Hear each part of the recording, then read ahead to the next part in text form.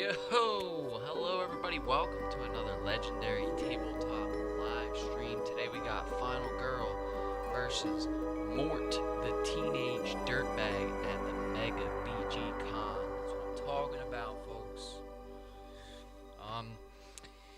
This one's actually wild. I was reading through the rules, and I mean, the stuff that Van Ryder Games comes up with is brilliant, I think. And a lot of this one comes with 13 miniatures. Like, it's pretty cool. We'll definitely get to see all of that stuff. We've gone through most of the setup. For time reasons, we're pretty much ready to start. I have read the rules. We are going to go through them like a little bit just to kind of touch on some of the things I might have missed. But yeah, let's check this out. Look at that. Yo, look how cool that is.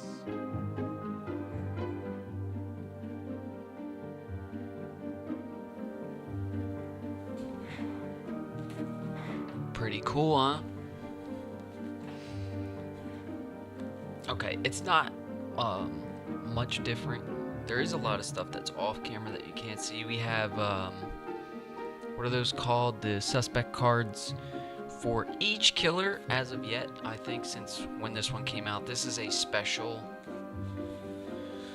This is one of the special ones. So apparently there was two special ones so far. I think there was the Christmas one and this one. So this one is, I mean, I'm excited to play it. I mean, look how cool it looks. Like, we have this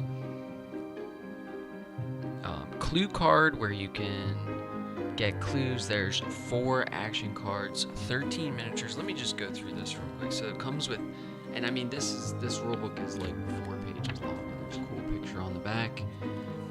But there's 10 suspect cards. They're over here. You can't see all of them. Maybe if we switch, yeah, you can't see all of them. But I have them over there. I'll explain how this is going to work. But we have 10 suspect cards. We have 3 dark power cards. So we've already chosen one for Mort. That's this card here. We have 1 epic dark power card. We are not using that. 1 basic finale card. So that's what's here. And then underneath is a finale reminder card. We have 10 suspect tokens, so for each one of these suspects there's a token, and this one actually comes with this sweet little Final Girl bag. Reminds me of Arkham Horror, drawing from the mystery bag. We love that. And then there is 5 reminder tokens. So the reminder tokens are here. They have numbers 1 through 5, and that will tell us clues. We'll be able to use this little, I guess you can't really see it. Damn, what's going on with my camera? There it goes. Focus. So there's a little red little viewer thing that allows you to read those clues, which I thought this was awesome. I mean, I'm not going to read the clues, but because it'll ruin it. But there's so many different clue cards, and you can use any one. So it doesn't matter like which one you use. Like, there's just, look at them all. It's crazy, and they're double-sided. Okay. So 17 double-sided clue cards. So 34 or something. Different playability options, which is awesome. 2 Final Girl cards.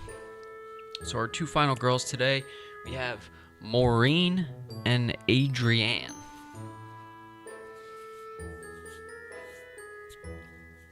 I mean, they're both decent, right? I mean, check this out. Maureen, each time you save a victim, gain time, place the victim on this card and roll a die. If the result is lower than the number of victims on this card, you may flip it over. Keep the victims on the card after you flip it.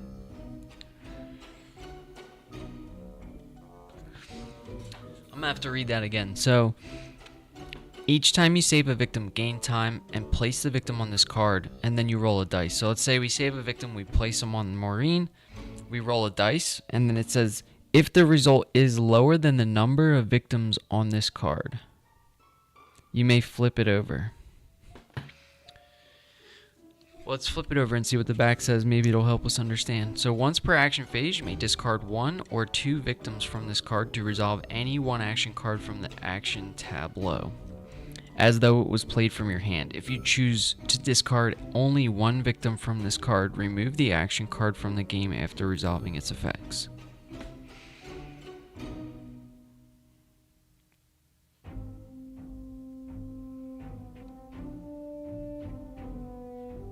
Wow, that seems crazy.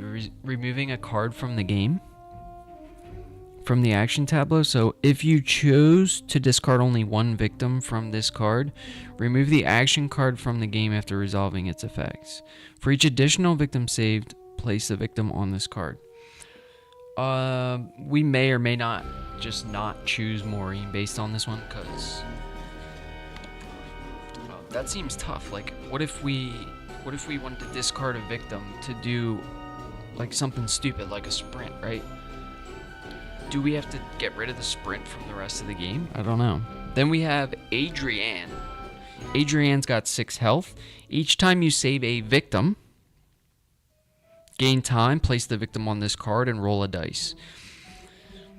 If the result is lower than the number of victims on this card, you may flip it over. Okay, so it's exactly the same. She just has 1 more health, and then her ultimate is much different. So you may discard 1 victim from this card in exchange for one of the following: 2 time, a health, move a space. Okay, and then, or you may discard 2 victims from this card in exchange for one of the following. So reduce the horror by 1, do +1 damage on your next attack, and then +1 dice for your next horror roll. Then we have, for each additional victim saved, place the victim on this card. So pretty similar final girls here. Honestly, Adrienne looks better. I don't like the idea of discarding a action card from the tableau for the remainder of the game. That seems a bit sketch to me. Like, do we really want to get rid of a card forever? But while we're over here, we can look at the couple of these cards. So we do have 4 cards here. So 2 create a panic, 1 interrogate, and 1 coerce. So create a panic is, on a double success, you panic each victim in your space in the direction of your choice for 1 time. For a single success, panic each victim in your space. You may modify each panic roll result by 1 for a time. And then for no successes, panic each victim in your space. Okay, so we can always kind of create a panic. The better you roll, the more you can sort of dictate where those victims will panic. And then we have 2 other cards. So we have an interrogate card. So this is, on a double success, you panic the suspect and reveal 1 clue. That's big.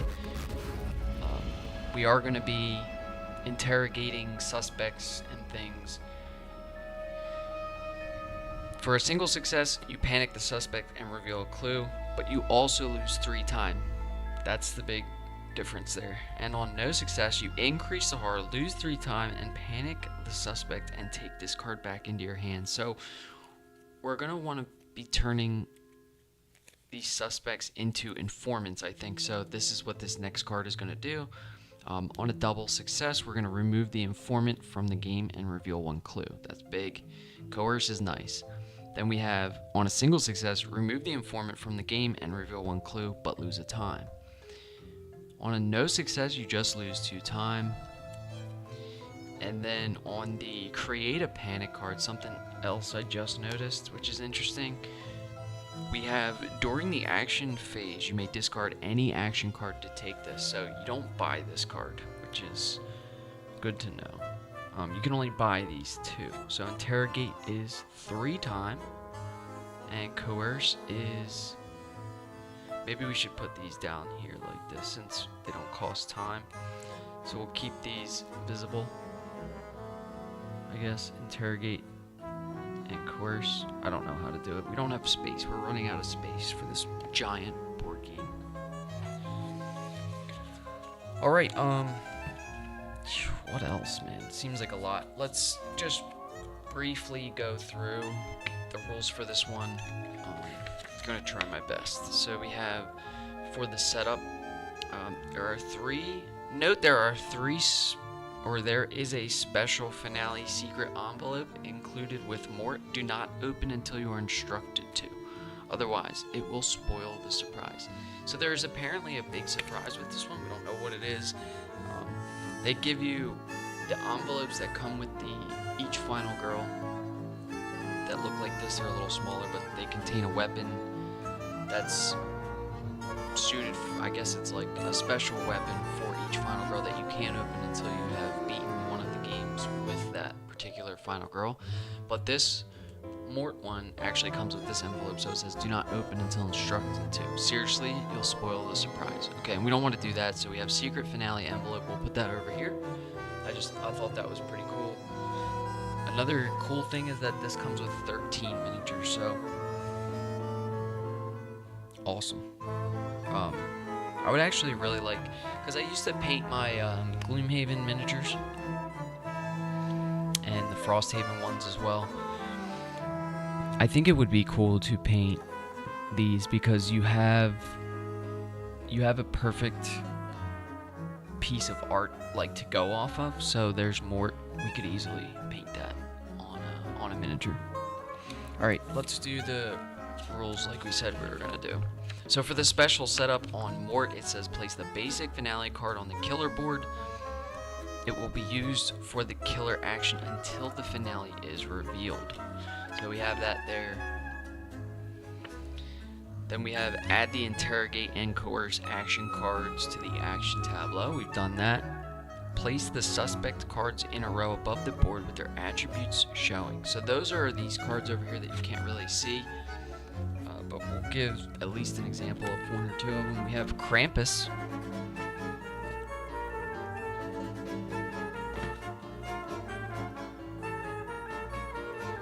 Okay, and for Krampus we have mask or face paint. He wears mask. Okay, so these are just clues to help us with the killers, the possible killers. We have 10 possible killers, 10 suspects. And Mort is disguised as one of these, and we have to figure out who it is. That's the whole game. So these clues are going to be very helpful when we're interrogating suspects and getting clues. Imagine trying to play without those cards, though. You'd have to be like some kind of final girl freak, right? Oh, and again, the next step is to place this final girl suspects in the final girl little bag they give you. I mean, this bag is dope, is it not? Like, check this out. It's a little suspect bag. We love pulling tokens out of bags. It reminds me of Arkham Horror. Arkham Horror is one of the best LCGs out there. If you haven't played it, you gotta start. So good. Alright, Mort does not start on the board. Instead, he is wearing one of 10 possible disguises. After placing the victims and the final girl on the location board, take the 10 suspect miniatures and randomly place each suspect on an empty space, meaning there are no other characters on the space. So we've already done that. Here's our location board with our setup card. Today is the busiest day at BGcon, Mega BGcon. And we have a victim here, we have a victim here. Damn, why does my, if I point at the board like this, it fucks up the focus, which is kind of annoying. But we have a victim here, here, killer there. I don't know if we're supposed to put him on the board yet, but we did it just in case. We know he's not actually out there. And then we have the final girl here. And another cool thing about this is that every space is a searchable space. And there is a little thing here on the back to show you. So the food court is one space down in the bottom left. The exhibit areas are where the actual board game exhibits are. There's some here and a lot in the middle. And then we have the general areas, so we have like hallways and such, storage, exits probably. So any of those areas are searchable, which is great. Okay, randomly choose a clue card and place it next to the board on whichever side you wish. This card determines who Mort will be disguised as.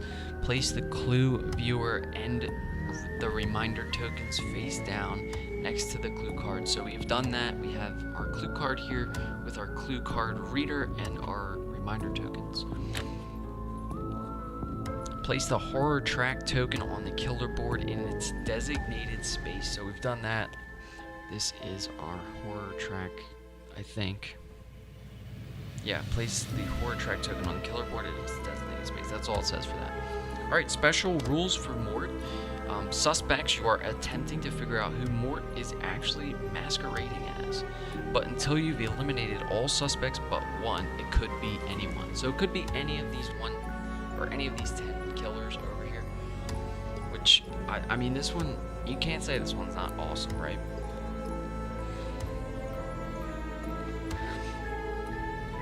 There are 10 suspects, each dressed up as a different victim. Sorry, each dressed up as a different final girl villain. Oh, yeah. Okay, hold on. So there are 10 suspects, each dressed up as a different final girl villain. And then it says, for gameplay purposes, suspects are not considered the killer, an enemy, or a victim. They will never be targeted and cannot be damaged. Alright?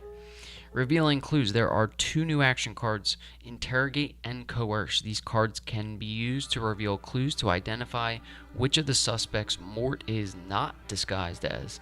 See you later in the rules for how these action cards are used and resolved. Whenever you successfully resolve either Interrogate or Coerce and reveal a clue, do the following. So when we do a Interrogate or a Coerce action, we will reveal one of the face down reminder tokens numbered 1 to 5, which are right here, and that will tell us which clue we need to reveal. And we'll use our clue reader to do that. I think that is so cool. I mean, they went all in on this one. I mean, just, you know, we're not going to get it right. The rules are, there's no way we're going to get the rules right, but still, I mean, way to go, Van Ryder. This one seems dope already. It's going to be so fun. I can already see myself bashing my head against the wall. So, reveal a number token. 1 through 5. Okay, and then number 2. Use the clue viewer to look at the corresponding clue on the clue card. It will indicate an attribute that Mort does not possess. So they are ruling out suspects, not telling us which one it might be. And then it says determine which suspect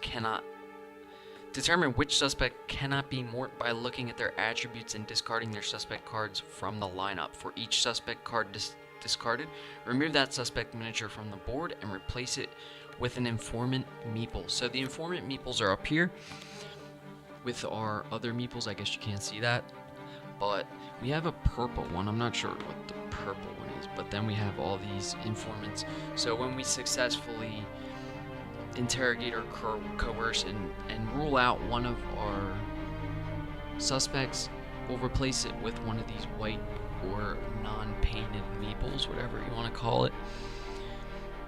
And then it says keep the reminder token face up near the clue card so that you remember which clues you've already seen. So you're only going to see each clue once. We're definitely going to need help with this one. Revealing a clue will always eliminate at least one suspect and may eliminate more than one. So that would be great if we could get 2, 4, 6, 8 out of the way, 10 out of the way, figure out which one it is. So we have some examples here in the rules after this. I don't think I'm going to do the examples, but it might help. I don't know. When you've revealed all 5 clues, you will have correctly identified who Mort is disguised as. Flip the clue card to its opposite side and use the clue viewer to confirm the correct disguise located at the bottom of the card. So this is going to be for the clues on the other side of the card. So the actual answer to these 5 clues is on the back side. So that's important.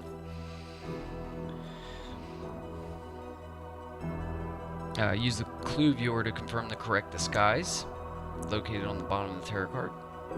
Immediately discard any minor dark powers in play. Next, discard remaining suspect miniature, the one you correctly identified with Mort's miniature. Okay, then remove all informant meeples from the location board. Finally, flip over the final suspect card, the suspect who Mort is actually disguised as, and replace the basic finale card with the suspect card.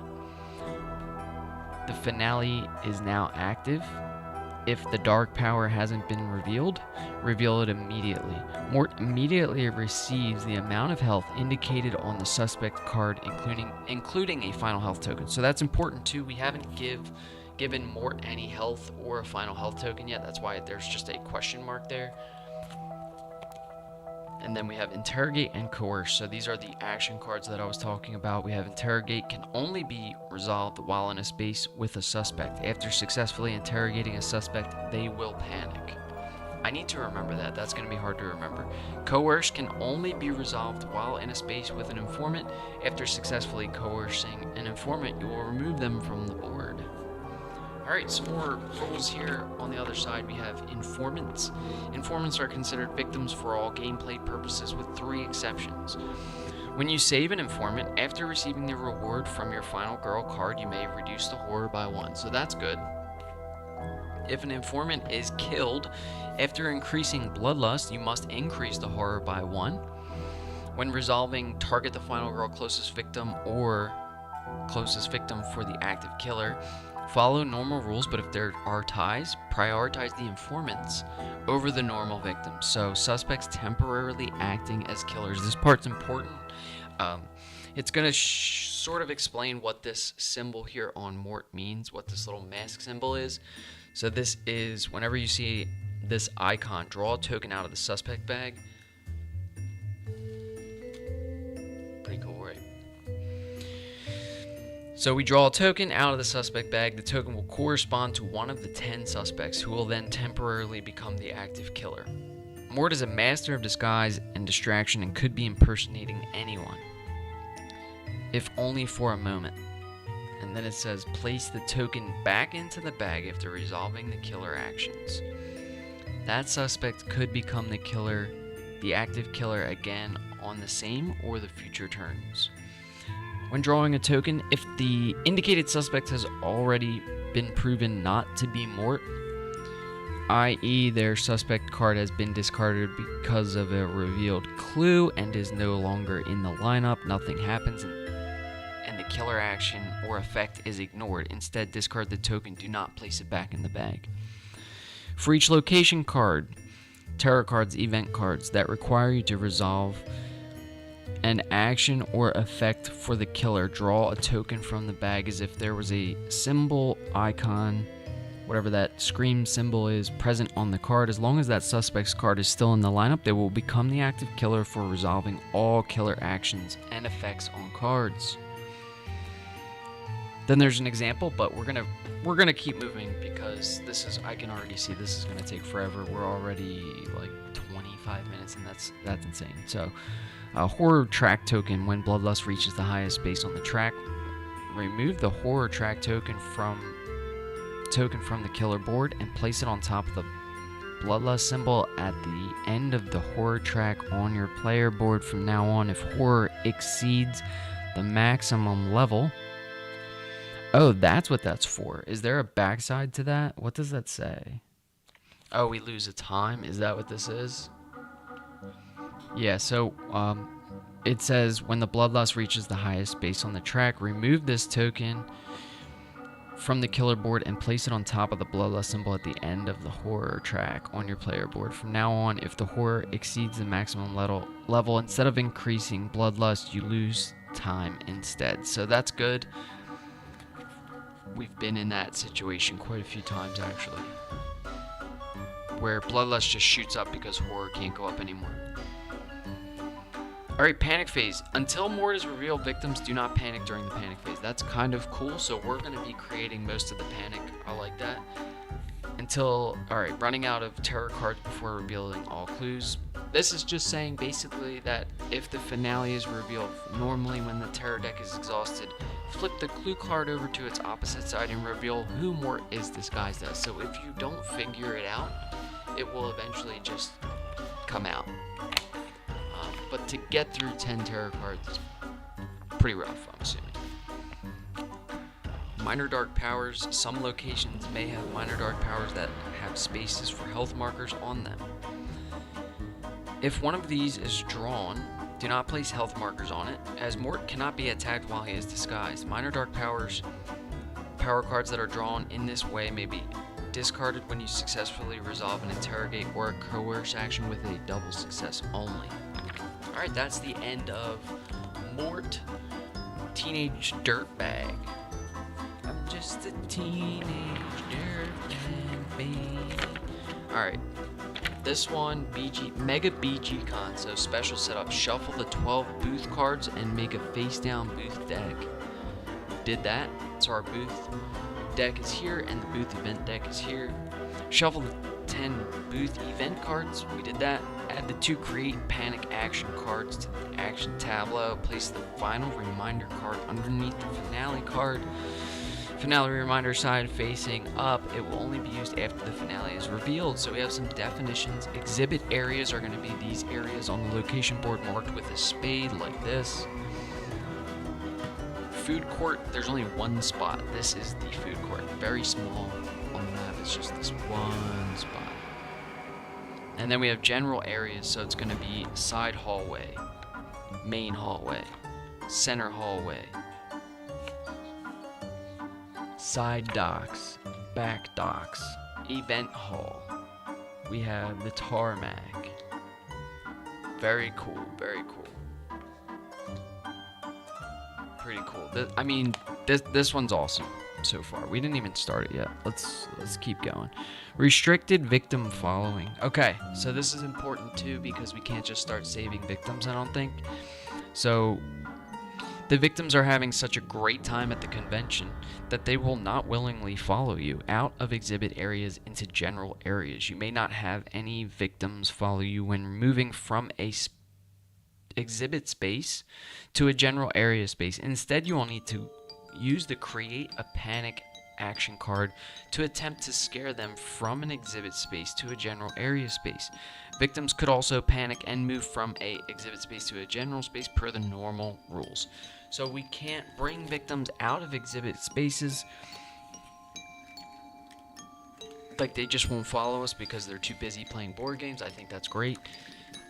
But we have to use the create a panic card, or they have to panic normally. But remember, they don't panic until Mort is on the board, which, okay, it just seems to get harder and harder as we go. So we have the main hallway. When panicking someone from the main hallway, we roll 2 dice instead of 1 to determine direction they panic.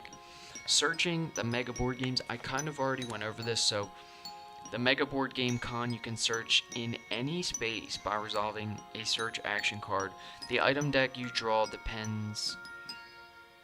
from depends on the kind of space you are searching in. The exhibit space is the spade, and then we have the food court and the general area. So on the searchable spot, so in the food court we have food. I mean, pretty thematic there. That just happened actually. I didn't place that. So what does food do? Roll a die and recover half that many health, rounded up. Alright. We have the exhibit area, so box cutter. That's actually a nice weapon. Does a damage. And then we have a giant board game as a weapon, so that actually does 2 damage. So imagine chucking a Frosthaven at somebody and try to tell me that wouldn't hurt. Like if we got a full-on Frosthaven chuck, you know. It's got 2 uses, does 2 extra damage, and it's definitely a 2-handed weapon. You can't carry Frosthaven or Gloomhaven with 1 hand, for sure. Moving through hallways and docks. Hallways and docks are sparsely populated, and you can move to the other connected hallways and docks quickly. If you intend to move from a space connected by this icon So they're showing the icon here, it's just the double arrow, so we can move from here to here, here to here, or when we move from these two spaces, we actually roll. Oh, there's some here too, so we have the side hallway, main hallway, and then center hallway and main hallway. When we move through those spaces, we actually roll an extra dice, which is awesome. Booth cards and booth events we have during each upkeep phase. Okay, something to do during upkeep, we'd love that. You will draw a booth card. If you need to draw a booth card but the deck is empty, shuffle the discard pile to create a new deck. When resolving a booth card, you roll a die and do one of the following. Okay, so we roll a die when we resolve a booth card, right?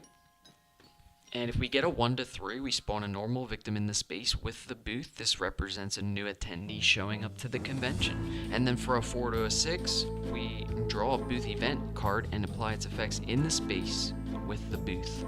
Discard the booth card after resolving it. Booth event cards will instruct you as whether or not the card should be discarded.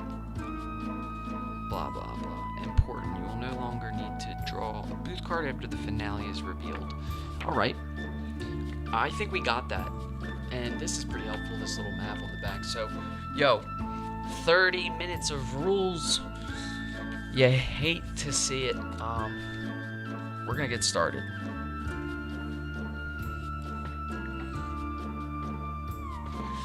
Alright, so the first thing we do when we start is we flip an event card.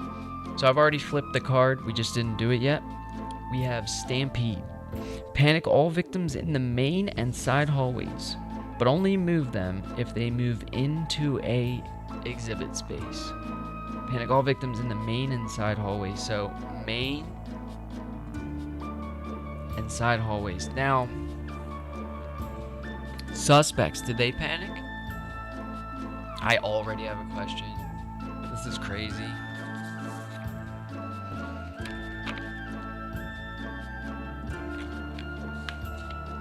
I think that would be under Mort, right? Suspects.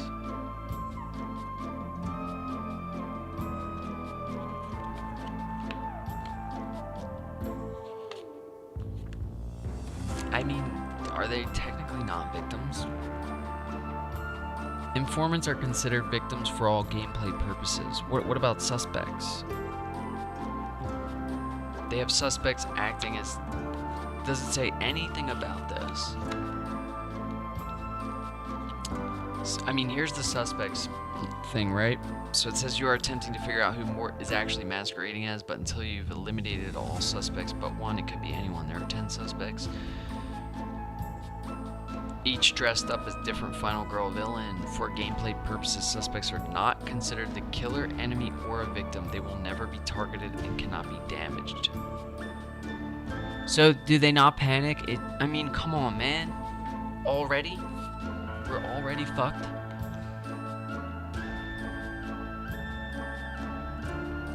Suspects are not considered the killer, an enemy, or a victim. They will never be targeted and cannot be. Let's do this. We should be able to...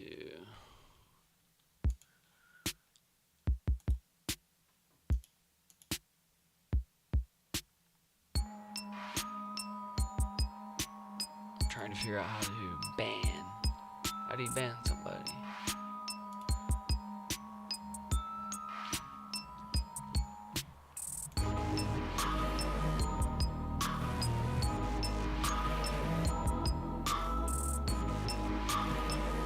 We don't know. We don't know how to.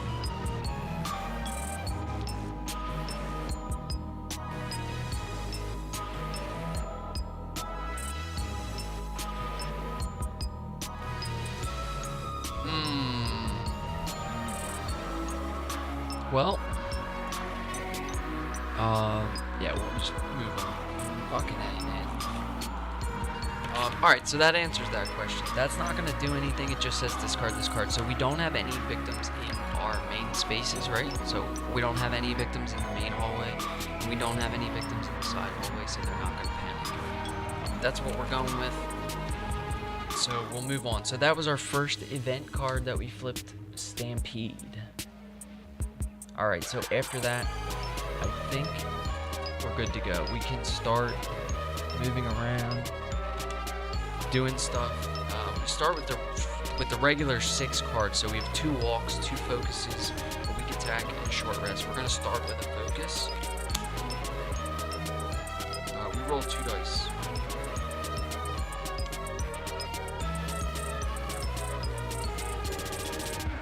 Let's go.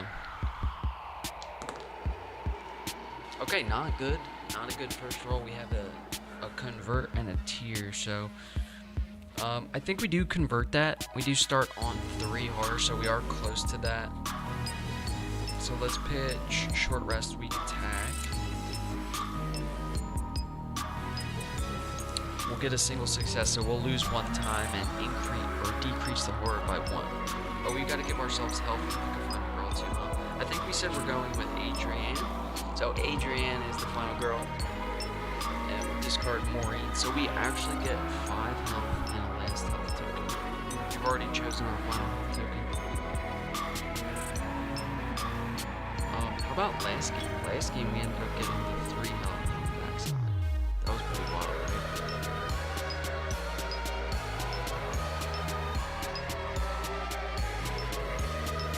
Okay, there's 5 health.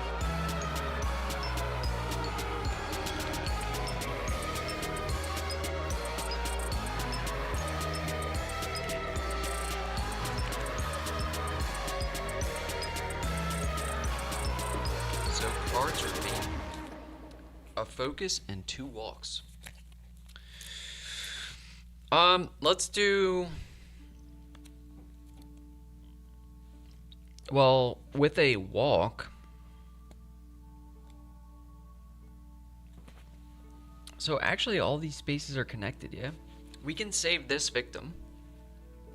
We can definitely save this victim because he's in a regular event dock space, like he's in a general space, so we can just go 1, 2. That could be good. Let's try for a walk. We roll 2. Big double tier, baby, that's what I'm talking about. We get a total failure. We gain 2 tiers. We could just spend those 2 tiers to move a space, but we do have to lose 2 time. Hold on a second. We could lose a health and 2 time, move a space, and then spend the 2 tiers to move a space. Let's do that. So we're going to spend 1 health and 2 time. So we go down to 3 time. We get to move 1 space. We move into the event dock space. Okay, so we move right from here to here by spending a health and 2 time. And then we will spend our 2 tiers that we collected to move another space. And we save our first victim. That's big. Each time you save a victim, gain a time. So we gain a time back. And then it says, place the victim on this card and roll a die. Alright, pretty cool. So we saved our first victim with Adrienne. So it says each time you save a victim, gain a time, place the victim on this card and roll a die. If the result is lower than the number of victims on this card, you may flip it over. So we would need to get a 0 and we can't, but we roll and we get a 1. So we don't get our ultimate yet, but it seems like it's going to be easy to get our ultimate. I mean, you're asking me to roll low, I roll low all day, so we're going to stop there. We're going to hold on to a focus and a walk. And we go into planning with 4. So let's pick up a sprint.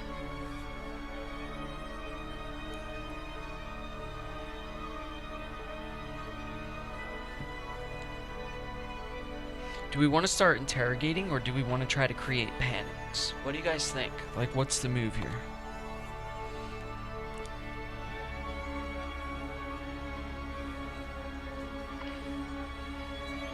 So coerce is 2 time. We could get sprint and coerce. What if we pick up a... I need to keep this general... Okay, so the exit space is also a general space, or general area. So we can search that and pick up the giant board game. What do you guys think? I would love to chuck a Frosthaven box at somebody. That shit's heavy. I have like 3 Plano boxes in mine too to organize all the enemies and whatnot.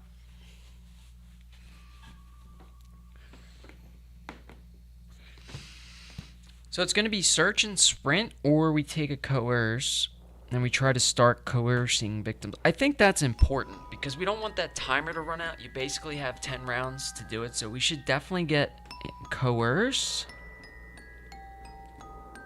No, we can't get coerce. If we take a interrogate, that's the important card, right? If we take an interrogate, that's 3 time. So we spend 3 time on interrogate, and then we only have 1 time left for a close call. So then our cards are walk, focus, close call, and interrogate. And then we reset the time to 6. Return these action cards to the tableau. We move on to the first killer phase, ladies and gentlemen. Let's get it going. So for our first killer phase, we're going to have to definitely reference the rules on this. We don't know what's going on, but we have this symbol here. So someone's going to become a temporary active killer, and then it's going to be target the final girl move and attack. So what we do is we draw a suspect. Look at that. I don't even have to reference the rules. I'm a straight up G. So we shuffle this little...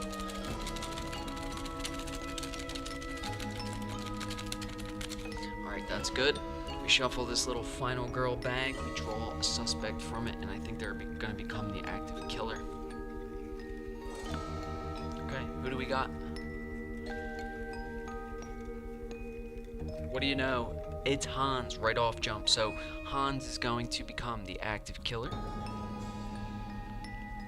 What do? We put him back in the bag? Where's Hans? So we have to find Hans on the location board. Let's find him.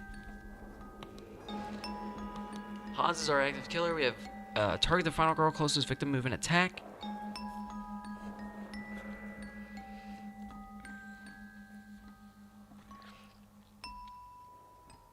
Here's Hans.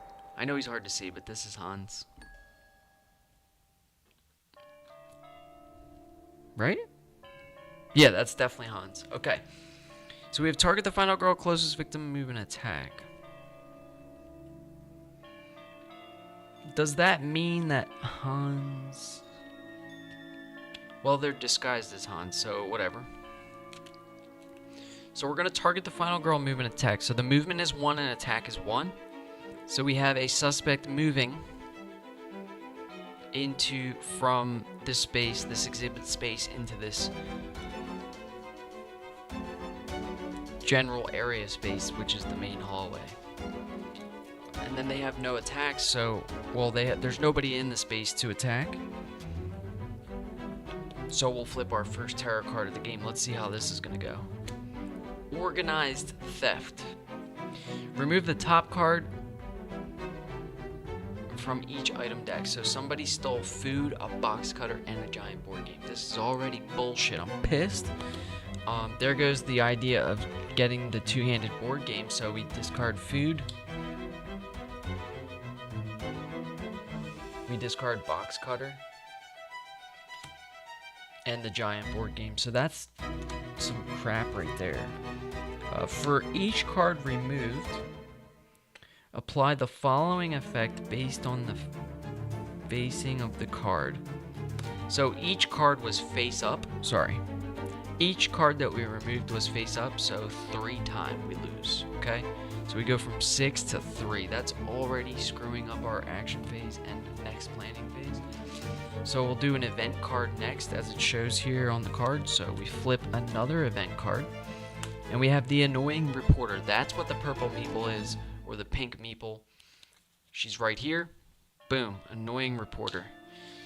So, for the annoying reporter, I've never seen this before. Let's read it real quick. It says, place the annoying reporter in your space. She must follow you when you move.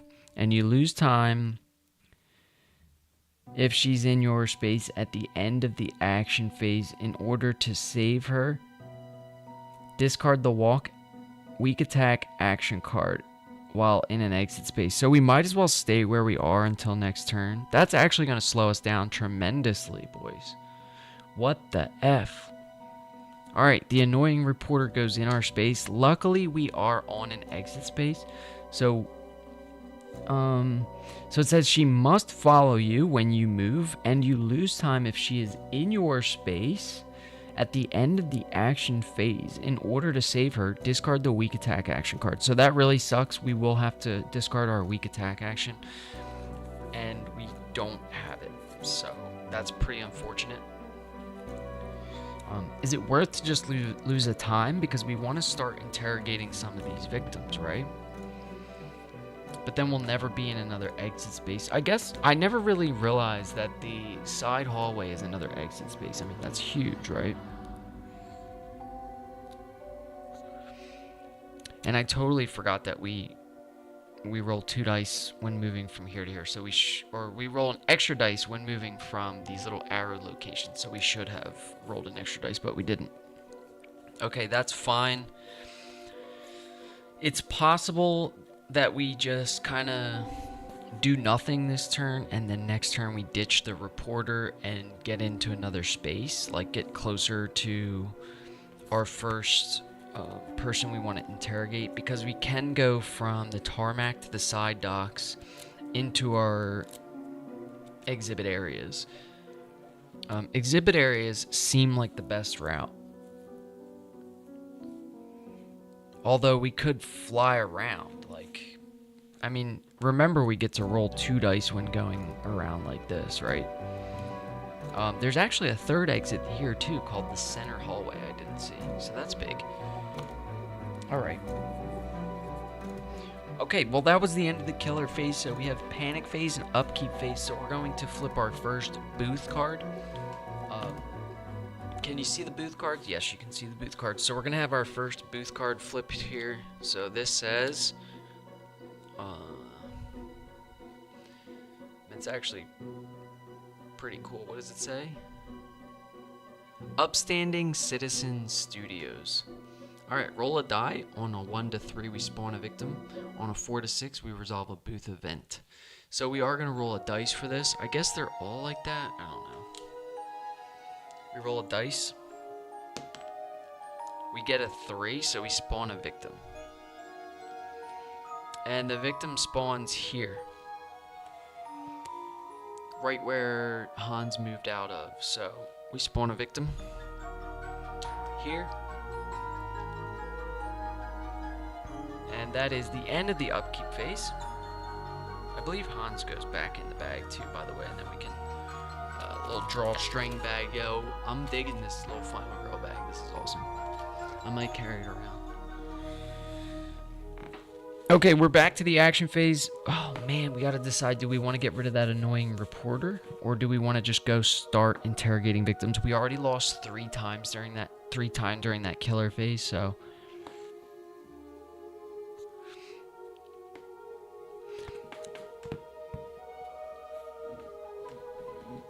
I sort of think we just stay there. Let's do a focus and see how that goes, to be honest. Because we have focus and close call. Let's do focus.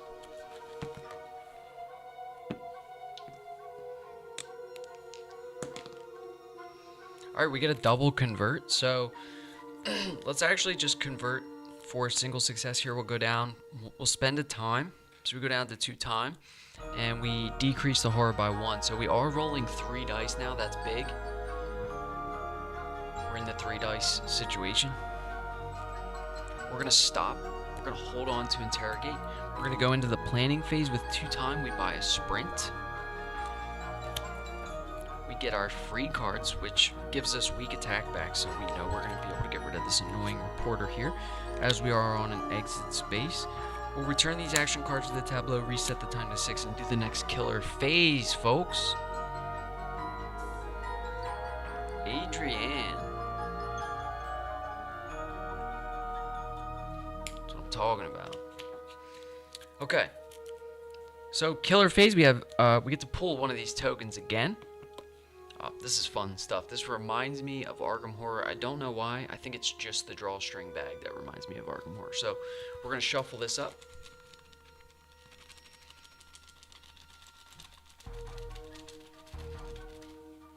We draw 1. Watch it be Hans again. I'll be kind of pissed.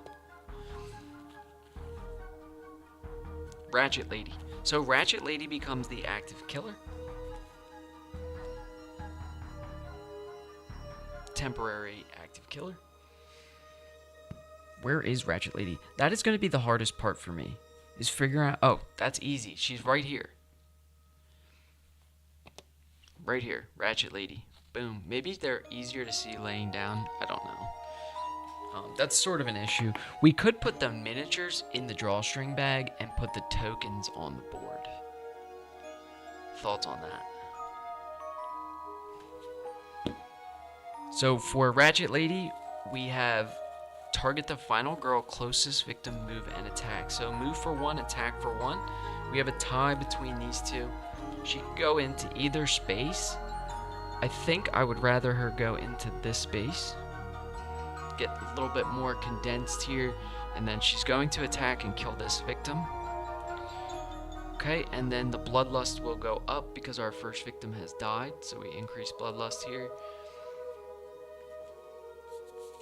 And let me just make sure I'm not missing anything. So, suspects temporarily acting as killers. Whenever you see this icon, draw a token from the suspect bag. The token will correspond to one of the 10 suspects who will then temporarily become the active killer. Mort is a master of disguise and distraction and could be impersonating anyone, if only for a moment. Place the token back into the bag after resolving the killer's actions. That suspect should become the active killer again on the same or future turn when drawing a token. If the indicated suspect has already been proven not to be Mort, their suspect card has been discarded because of a revealed clue and no longer is in the lineup. Nothing happens. Blah, blah, blah. I think that's it. I think we're good. We move on. When bloodlust reaches, yeah, we're going to stop reading. So, all right, that was it. So that was the main killer action. So we're going to do a terror card now. So we flip a terror card, see what happens. Killer choices. Alright, so we still have Ratchet Lady as the active killer on the board there, so she's going to target the final girl and move. So she will move 1 space towards us. Okay, into this hallway. And then we have target the closest victim, move. So closest victim is 1, 2. So she's going to move right back into that space, which is kind of dumb. And then target the final girl, closest victim, move, and attack. So she can move into this space and kill yet another victim. So victim dies. Bloodlust goes up. Kind of crazy. This one's kind of crazy. So far, we are already losing victims. We did save 1 victim, but we need to save like at least... I would say we roll 2s and 3s pretty successfully. So I would say we need to save at least 3 or 4 victims before we reveal our ultimate. There's a chance you reveal your ultimate each time you roll the dice, or each time you save a victim past 2, right?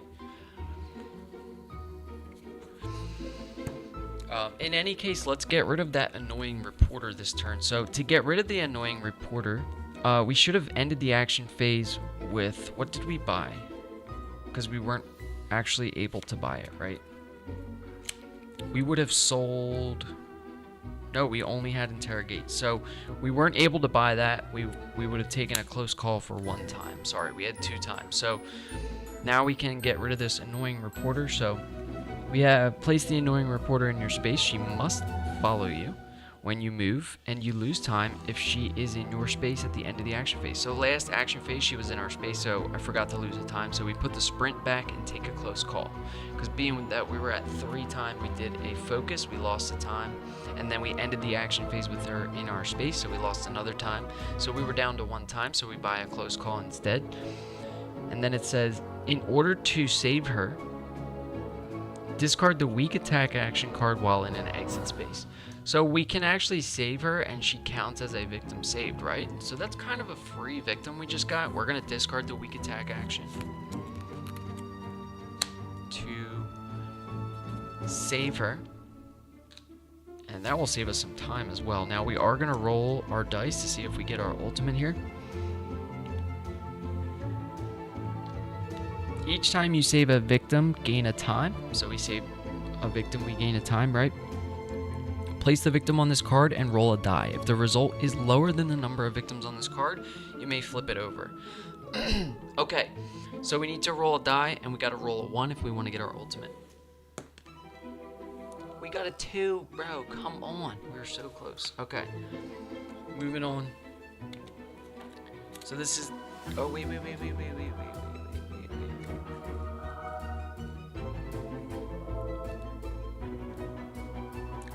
Let me backtrack a minute because we didn't do a booth event. Or a booth card, actually. So let's do a booth card before we get the reporter, right? So we have next booth card. During upkeep, we do booth cards. So we have Sorceress Marvels. Roll a die. 1 to 3, spawn a victim. 4 to 6, resolve a booth event. So we're gonna roll here. We end up getting a 5, so we do a booth event. Let's see. This is big. First booth event of the game.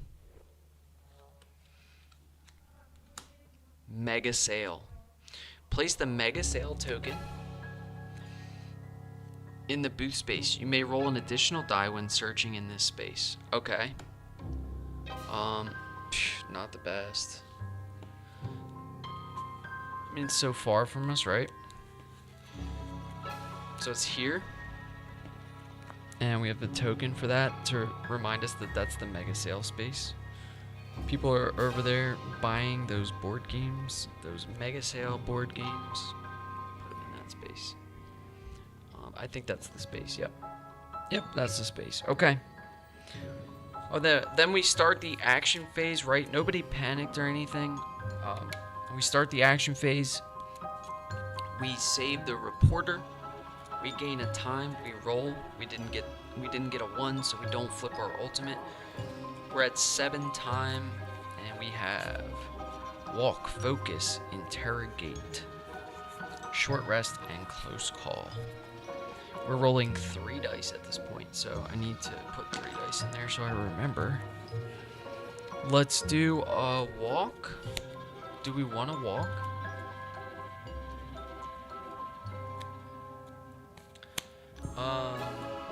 Should we try to get to the event hall and interrogate a suspect? Because event hall is 2 spaces. I guess technically going from tarmac to back docks is only 2 spaces, so we can interrogate Krampus.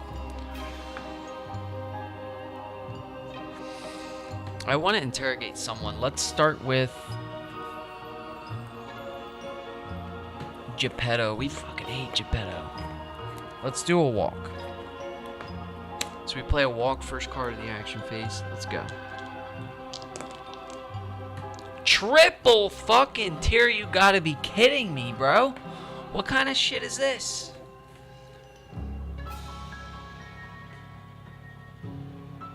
Three tiers allows us to convert to a success. Let's take the 3 tiers. Dude, that totally cooks us. Do we have a close call? I might close call this. Let's spend 2 time, go down to 5.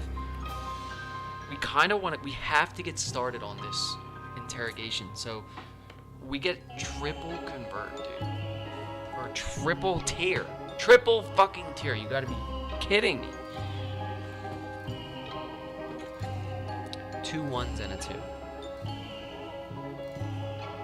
My God.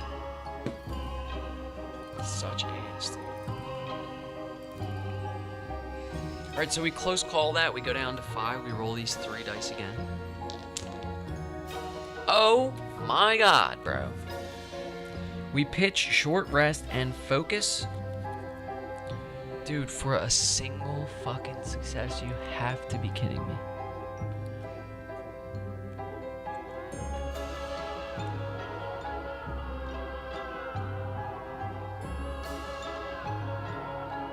Come on, man. Close call. Give it to me. Yo, come on. I was wrong, man. Roll. It doesn't matter how many dice you roll. You don't even need to roll 3. You need to roll 1 dice. Okay, we want to start interrogating these people. So we get a double success on that. We move 2 spaces. Let's go. There's nobody even in here anyway, so let's go 1. So we're going to move 2 spaces here. We go from our tarmac to the side docks. No, let's go from the tarmac to the event docks to the event hall, right? So now we're in a space with our first suspect, and the suspect is Geppetto. So we're going to interrogate Geppetto. We get a double success on the interrogate. So we can panic the suspect and reveal our first clue. We do have to lose a time though, so we went 7, 6, 5, so 4 time. We're on 4 time. And we get to reveal a clue. So what we do when we reveal a clue is we flip our first token here, and it's going to tell us which clue we get to reveal. So it's clue number 1. We take our little clue revealer and we read this as such. Okay, so I'm not going to be able to see it from here, but keep it close by, I guess. I don't know what the fuck's going on. So we actually read this. It's really hard to read. So it says, Mort's favorite game is not...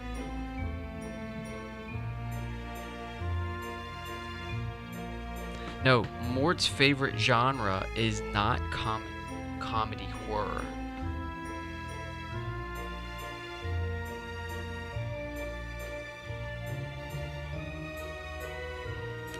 Mort's favorite genre is not comedy horror. So, we can start revealing or figuring out which of these suspects is not Mort, right? So if Mort's favorite genre is not comedy horror,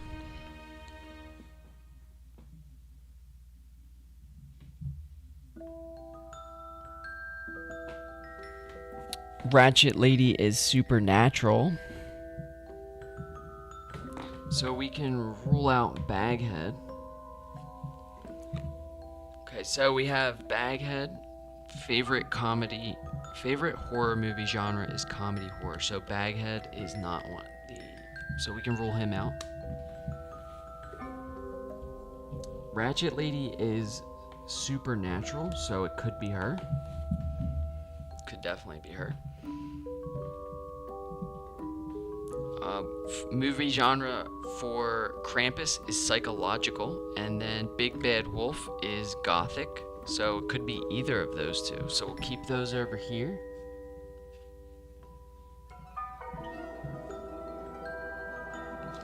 Let's keep looking.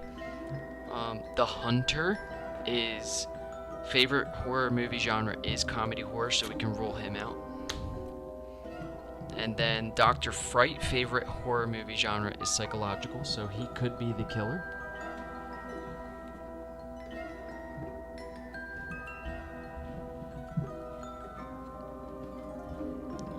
Then we have Hans and Geppetto, so favorite horror movie genre is slasher and supernatural, so those still are good to go.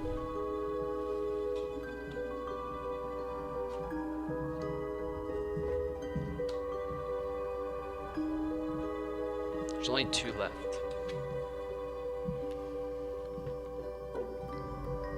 We have Gothic for Razorface, and for Tormentor we have Slasher, so those are still viable options. So we ruled out 2 possible killers, the Hunter and Baghead, so they're gonna go. Now what do we do when we resolve, or when we rule someone out? So let's keep these here, I guess, or do we just discard them? I don't know. We don't know. We'll figure this out. Let me check the rules real quick.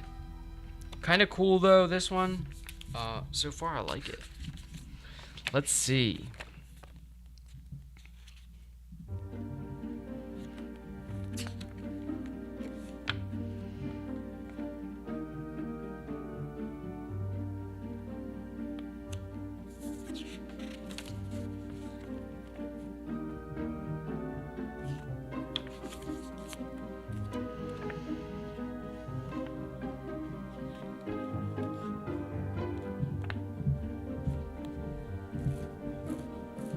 Alright, so interrogate can only be resolved while in a space with the suspect. After successfully interrogating a suspect, they will panic. What, bro? Do we take...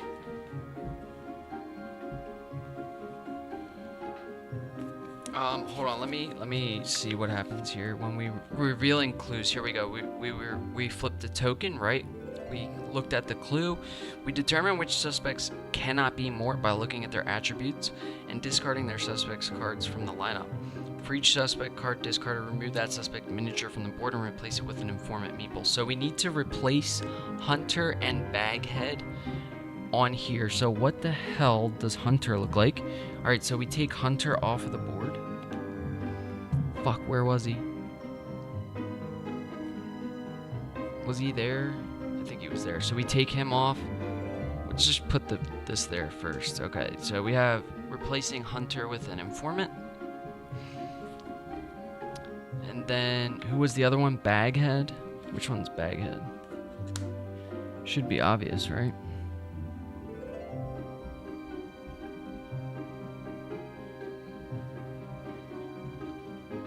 Here's Baghead.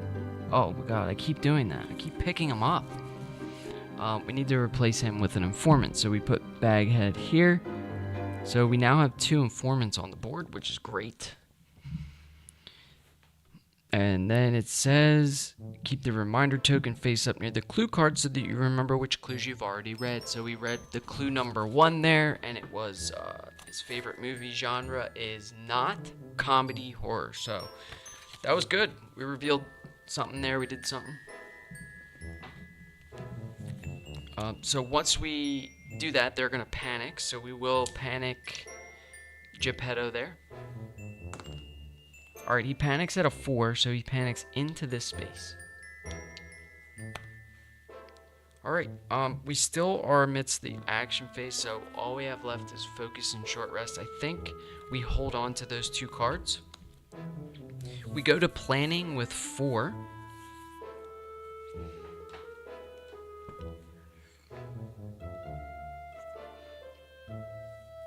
We take a sprint and a search. So we have sprint, search, short rest, and focus. Then we get our free card, focus, and walk. We return these action cards to the tableau. We reset the time to 6. And we do the next killer phase.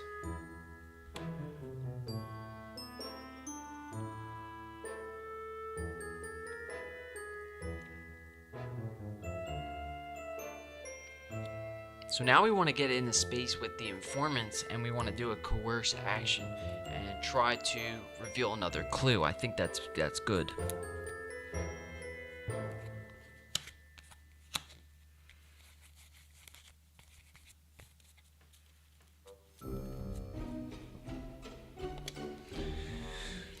Okay, that was the planning phase, so we have killer phase. So someone is going to temporarily become the killer, so we need to draw a token from our little bag here. So we'll just mix it up a little bit. Pull 1. Geppetto. That's bad because he's very close to us. So he's actually going to target the final girl. Movement attack, so very close to us. Not good. Can move for 1 and attack for 1, so he is going to attack us here. So we have Geppetto moving back into our space, which he just panicked from, and he's going to attack us for 1. So we don't have a guard or anything, so we have to eat this. We take 1 damage.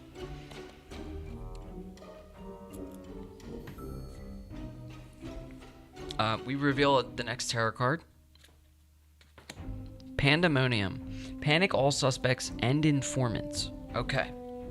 So let's start with Geppetto. He's in our space.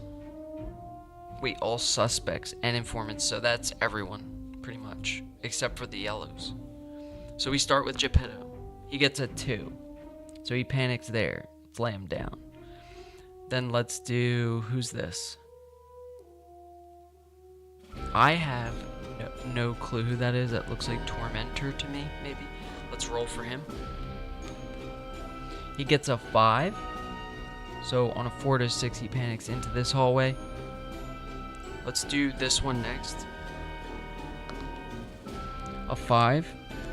So we're just doing a bunch of panicking here. He's going to panic in there. I'm laying them down to remember which ones I've done so far. A 1. Oh, so for this hallway, we actually rolled 2 dice. So we have a 6 for this guy. A 6, this guy panics into here, and he lays down. That's craziness. Who are we doing next? Let's do, it's all suspects and informants, so this guy too. We do him, reroll 2 dice. We get a 5, so he's going to panic into this space. We might as well do, is there any other victims in the big space, the hallway space? No. So let's do this ratchet lady next. We do 1 dice. She gets a 5, so we panic her at 5. She goes out to here. Let's do him next. We get a 3. So he's going to panic into here. Lay him down. We should put them on their side too. And then we have 1 more here. Let's do him next. A 5, so he's gonna panic into here. And then we'll do this guy next. Is this 1 or 2 dice? It looks like 1. So a 2. So for a 1 to 2, they panic into the food court. That's big. I don't know why it's big, but it's big. Then we roll 1 more. So we have 1 more person to panic, and it's this guy here, and we can stand them all back up. Alright, he panics at a 1, so directly into Mort's space, where Mort's not really supposed to be on the board, but we're not sure on that roll. So let's start flipping these guys back up straight. We've panicked all victims and informants. The next thing on the terror card is to increase the horror by 2, so that really sucks. But we did get some people moving around here. We might be able to interrogate some more informants, or make some more informants by interrogating suspects. Horror goes 2, 3. That is the end of the killer phase.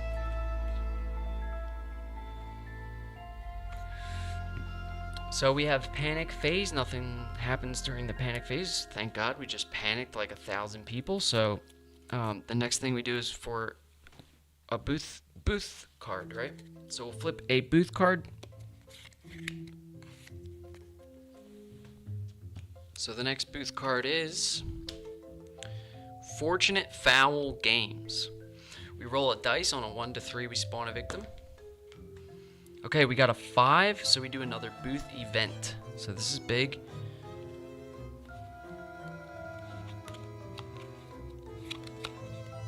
We have Tragic Accident is our booth event.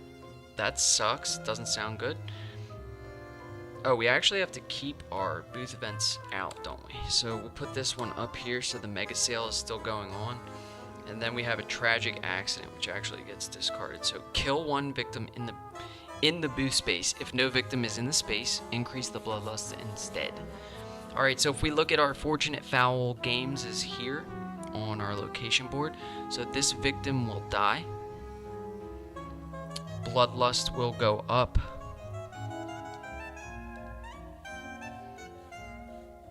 And then we can discard our booth event.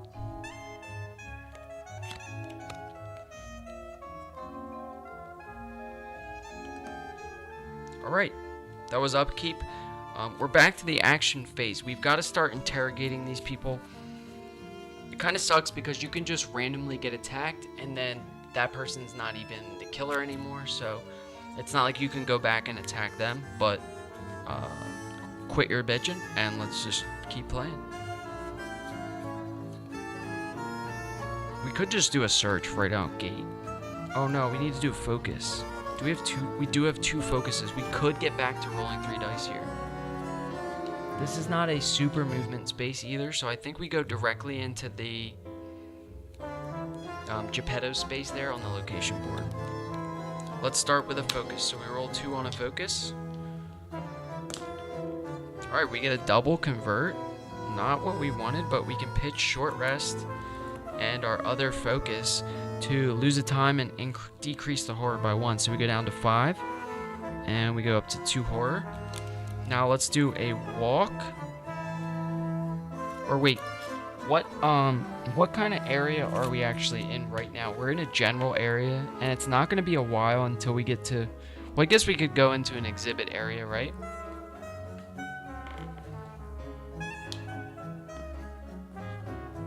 So maybe we search a general area first. Yeah, let's rip a search.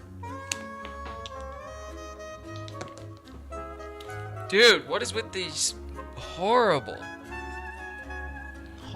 rolls? Now, let me redo that. Let's do a search. We get a single success on the search. We take the top item card at our space for a time. We're in the general areas, so let's see. The general areas here, we're going to take the top item card from there and see what we get. So we have a magic potion. This looks awesome. Discard and roll a dice. For a 1 to 2, you reduce the horror by 3. For a 3 to 4, you take any action card. For a 5, you reveal your ultimate. And for a 6 or higher, you get +1 dice for the rest of the game.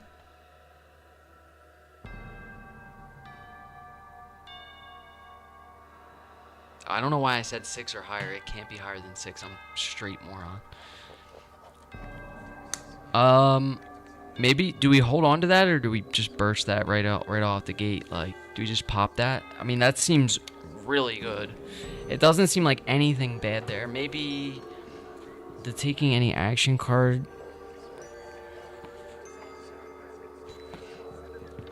Let's use that right away. We want to swing this in our favor, so we're going to discard this to roll a dice. All right, we got a 4.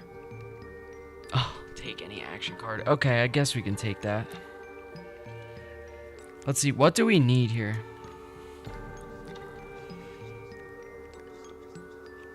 I mean, it would make sense to take a really expensive one, right? I think interrogate is important, like super important. We take interrogate because we can then do it now, right? All right, so that was awesome. We got that. We discard our magic potion. Let's keep going.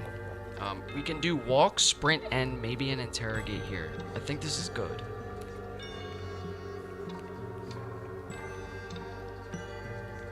Let's walk first. Let's interrogate Geppetto.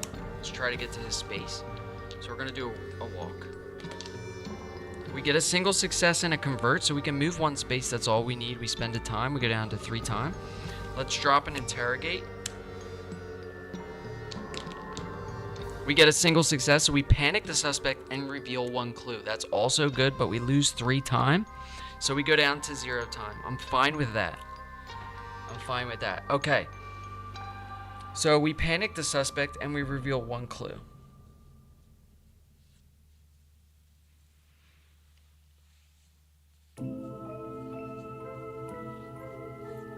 So we're going to panic Geppetto. Let's roll a dice for him and see what happens.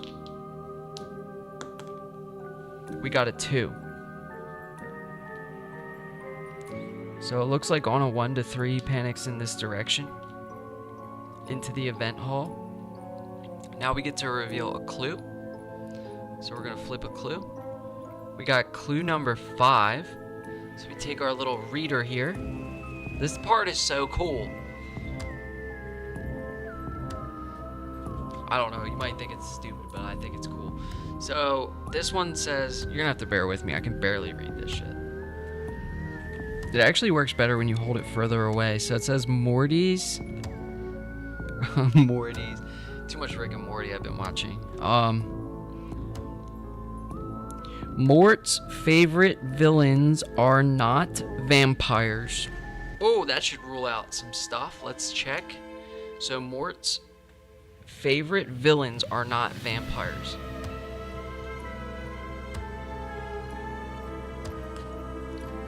Alright, let's start looking at our suspects. So we have Krampus.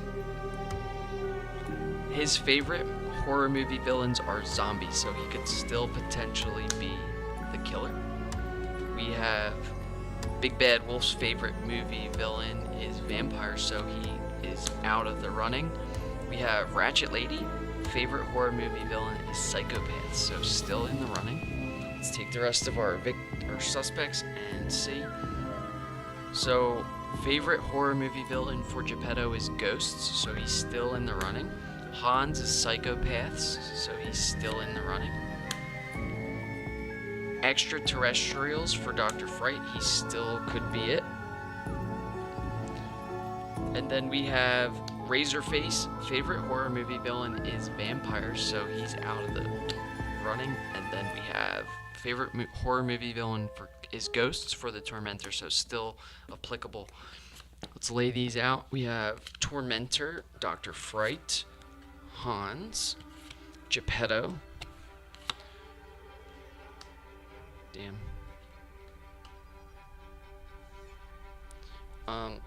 There's just not enough space for me to, but we are down to 6 suspects, so it's getting close. It's getting close, ladies and gentlemen. Alright, so we eliminated 2 possible suspects there. We have Razorface, gone. Big Bad Wolf, gone. We know it's not those 2, so we can get rid of them. Alright, Razorface, it's going to be hard for me to sort of see.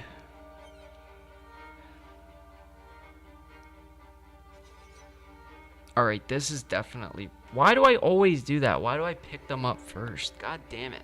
Alright, so Razorface is here, so he comes off and gets replaced with a informant.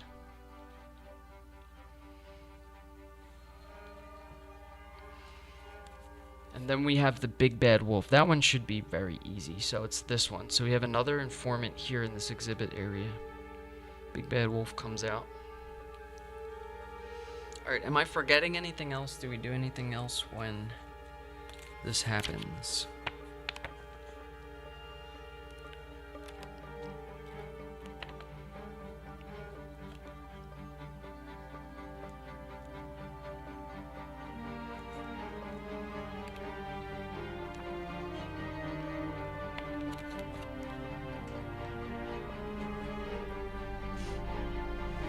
Alright, so we already panicked them, but after that it says you use the clue viewer, you determine which suspects cannot be Mort. For each suspect, card discarded, remove that suspect miniature from the board and replace it with an informant meeple. Keep the reminder tokens. That's it. That's it, folks. I think we stop there. The only card we have left is Sprint. Now, we do roll 3 dice on a sprint from this location because we have that double big blue arrow thing. How do we feel about a big sprint?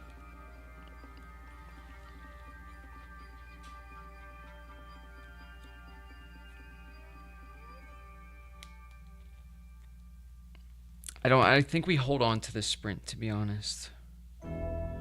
We're gearing up to figure out who Mort is. We're out of time, though. So we should probably definitely hold on to that sprint. We have a walk and a weak attack coming back to us. So we go to planning phase with no time. We take weak attack and walk. We return the rest of the cards to the tableau. We reset the time to 6. We go to the next killer phase. So for the next killer phase, we are drawing a token.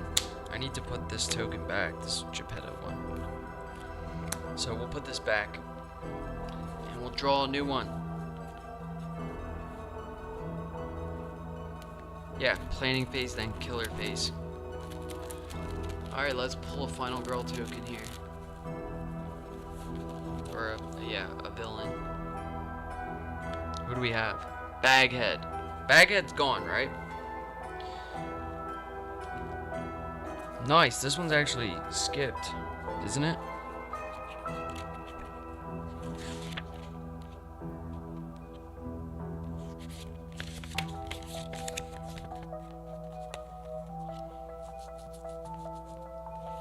What is it called? Oh, it's that stupid symbol, right? Yeah, so when drawing a token, if the indicated suspect has already been proven not to be Mort, nothing happens and the killer action / effect is ignored. Instead, discard the token. Do not place it back in the bag. So we just discard Baghead. That's actually clutch. Yo, things are looking up. It's going well. So we discard Baghead. We don't put that back in the bag. Okay, that was our first part of the killer phase. So we have target the final girl, move and attack, but it gets ignored due to us already figuring out that Mort is not the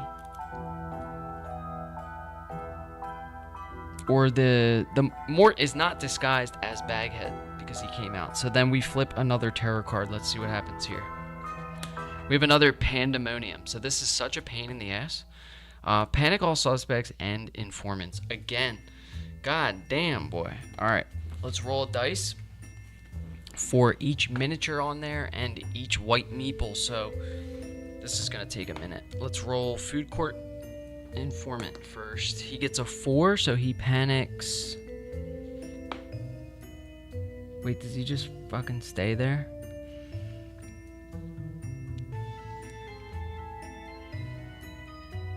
The food court doesn't have a panic number on it, so he's gonna stay. So we did him already. Let's do this guy next. We roll dice. We got a 1. He stays. Let's do this guy next. We roll 2 dice for that location, right? We got a 6. Okay, so he's going to panic into this space. So they're kind of like joining each other in there. We'll do this guy next. We rolled 2 dice again for that location. We got 8. So he's going to panic into here. And then we'll do this guy next. Again, we rolled 2. So we got a 7. So he's going to panic into here with this victim. That sucks. That's probably another death right there. We could do this guy next and then followed by that guy. So we'll just roll 2. So we got a 2 and a 3. So this one's going to go in here. And this one's going to go in here. And then we'll do this one next. We roll dice. He got a 3. So he's going to panic into here. And then we can do... This is the last one besides Geppetto here. So we roll there. Let's just roll 2. Make it faster. We got 2 3s. So Geppetto will panic into here. And Krampus will panic into here. Alright, that is the state of... Oh my god, the names are on the bottom. I did not realize that. That's going to be so much easier for identification stuff. Like, sometimes I can't see who these miniatures are. They all look the freaking same to me.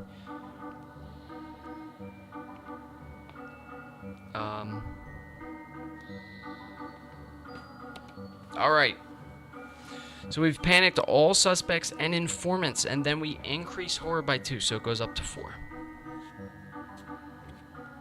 Alright, that's the end of the killer phase. We have panic phase. Nothing happens during the panic phase. Then we do another booth card. Alright, so we're revealing a booth card now.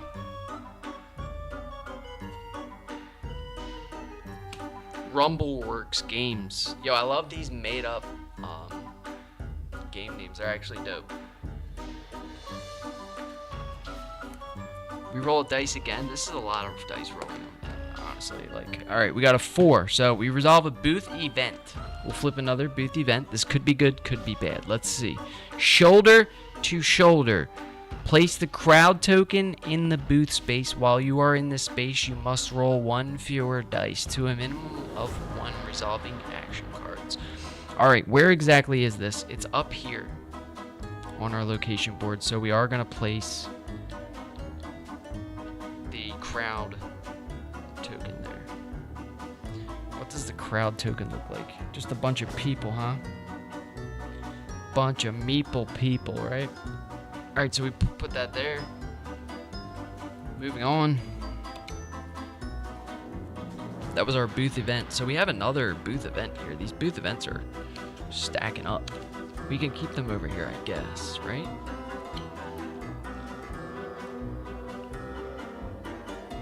Sorry. Alright.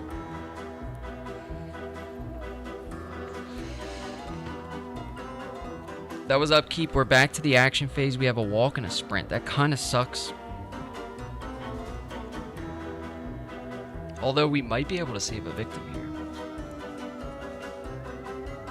Because we roll an extra dice. Let's do a walk. Alright, we get a single success and a convert. Let's take the single success here. because we don't want to discard sprint. We move into this space. We spend a time going down to 5, and we do a sprint.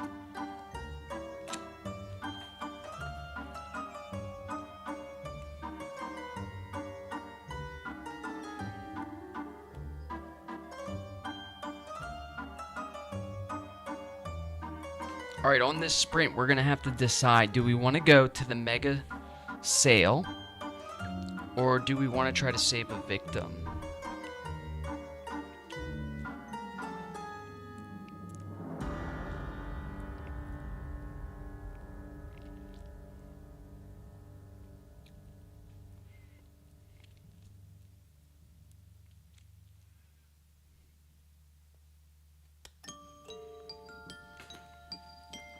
Let's see, because of those arrows again, right? So if we are planning on moving to this exit space, we roll an extra dice. If we're planning on moving back to here, we roll an extra dice. So I don't think we plan on going to another exit space yet. We need to grab a victim first, right?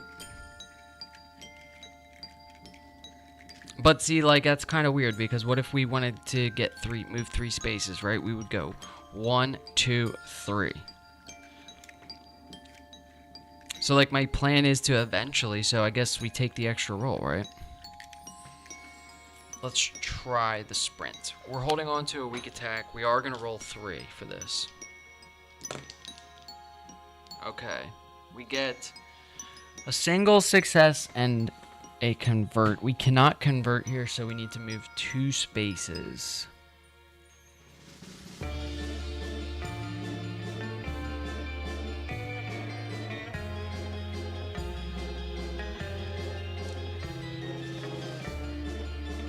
Let's move like this. Let's go. Oh, they won't follow us out of there. That's also good news.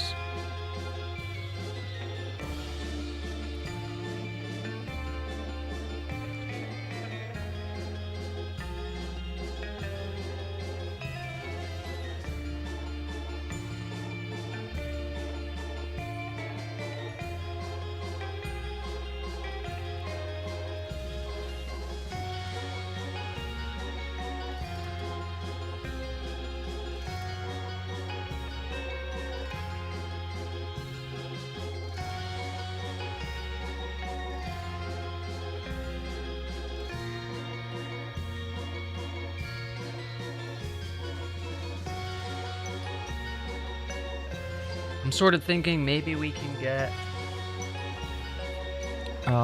into that mega sale space. Like, it's still only moving once. We have to spend a time, so let's do that. And we can move 2 spaces. Now, do we want to interrogate? How about this space here? Let's go there. So we move like this. We go 1 space, and let's bring this informant with us. And go 2, right? Now, informants will follow us, right?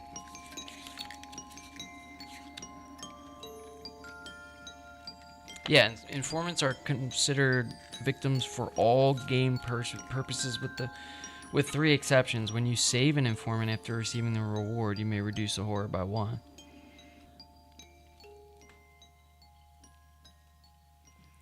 Oh, maybe the play is to go 1, 2. Yeah, to try to save another.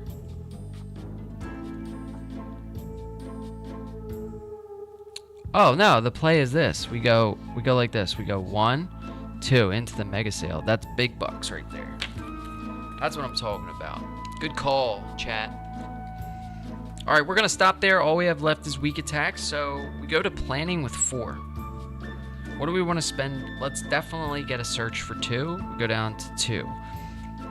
We can take sprint in case we are going to possibly.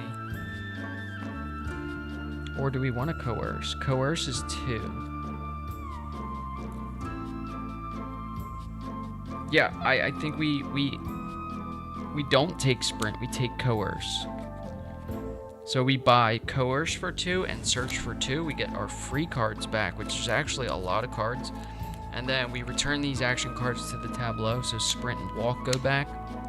We reset the time to 6. We move on to the next killer phase.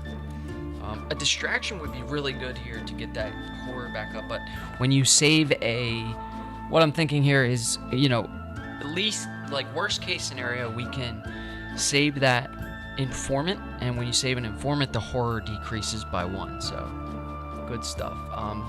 If the reporter leaves play, discard this card. Should have done that a while ago.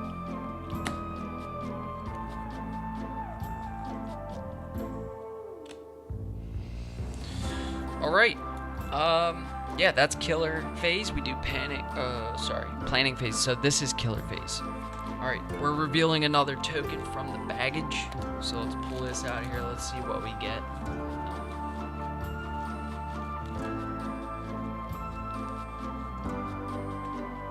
Razorface. So Razorface has been eliminated, so that's good for us. Again, that gets discarded. And nothing happens, so we reveal another terror card. We have everybody's a suspect. Alright, so someone's gonna become the active killer again, so we do have to draw another token here. This kind of sucks, but hopefully it's one of those that we've already ruled out, right? And then we have target the closest victim, move and attack. If no one was attacked, increase the horror, so we kind of want someone to be attacked here. The dark power will be revealed, but it is what it is. Hunter. So I think Hunter is one that we've already ruled out. So maybe that is better. We don't want that dark power. So yeah, Hunter was one that we ruled out. So we are getting very lucky with these draws.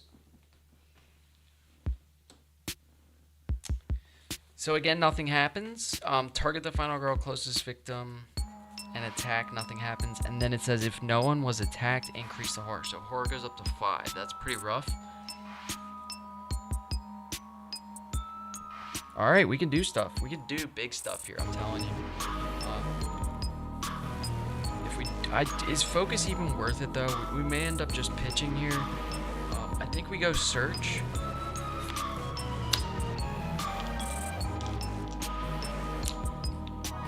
And we're at the mega sale, so we get an additional die when searching in the space. So we get to roll 3 here. This is big. So we're going to do a search in the mega sale location, and we get to roll 3 dice. So let's roll 3. Bro, come on. Short rest and focus get pitched to take the top item card at our space for a time. Now, what kind of space are we in here? Exhibit area. So we're going to take a space from the exhibit area. Or an item from the exhibit area. So let's see what we got. Medical buggy keys. Yo, we get this little medical buggy we can ride around and save people.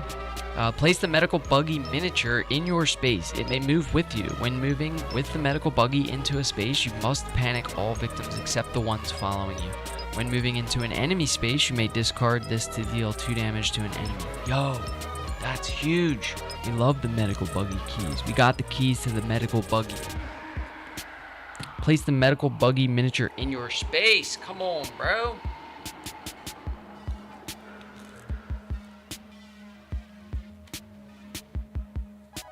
Boom. Big medical buggy in the space. I know it's hard to see, but it is a medical buggy.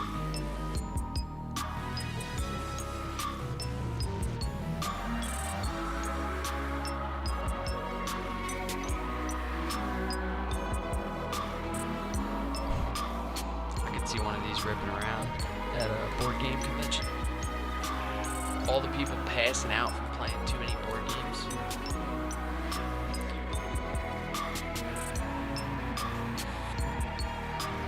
Alright, that was our first action. So we have coerce, walk, focus, weak attack. What did we pitch? I thought we held on to a sprint. Oh, we didn't take a sprint, that's what it was. So with a walk here, we can actually save our first informant and decrease the horror. I think that's good. Yeah, let's do a walk. What about coerce? Yeah, let's try coerce because we removed the informant from the game and we reveal a clue. I don't think we need our ultimate, do we? Would it be better to save the victim, or would it be better to coerce them? Let's do coerce. We roll 2 here. Alright, we get a convert, so we're going to pitch our weak attack and our focus, unfortunately. 2, remove the informant from the game and reveal 1 more clue, so that's big. So we spend the time. We remove the informant from the game, and we reveal a clue. Okay, I see. So we can't save them now, but we remove them from the game, and we get to reveal another clue. So this is going to help us towards what we're trying to do here. We're trying to kill Mort. So we're going to look at clue number 3 this time. So let's see what it is.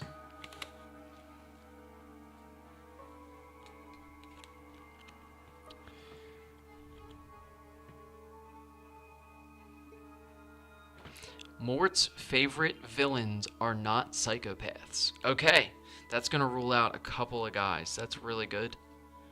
Let's take a look. Mort's favorite villains are not psychopaths. Favorite horror movie villain is extraterrestrial, so it could be Dr. Fright. Psychopaths, she's out. Ghosts, Tormentor is in. Razorface. Oh, why am I taking those? Those are already gone. Next one. Favorite horror movie villain is zombies, so it could be Krampus still. Geppetto is ghosts, so it could be that. Hans is psychopath, so it's not Hans and it's not Ratchet Lady. All right. Very good, very good. We swapped them for informants, right? So that was Hans and Ratchet Lady. We are getting these people off the board. So it's Hans and Ratchet Lady. So we have Ratchet Lady is down here, right? Our Lady. They just put Our Lady on there. That's fine.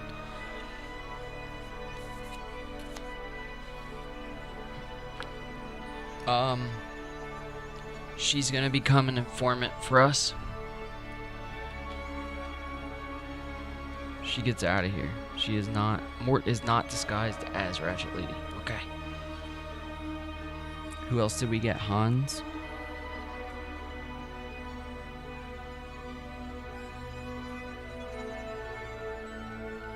Yes. Okay, so this comes off and Hans becomes an informant.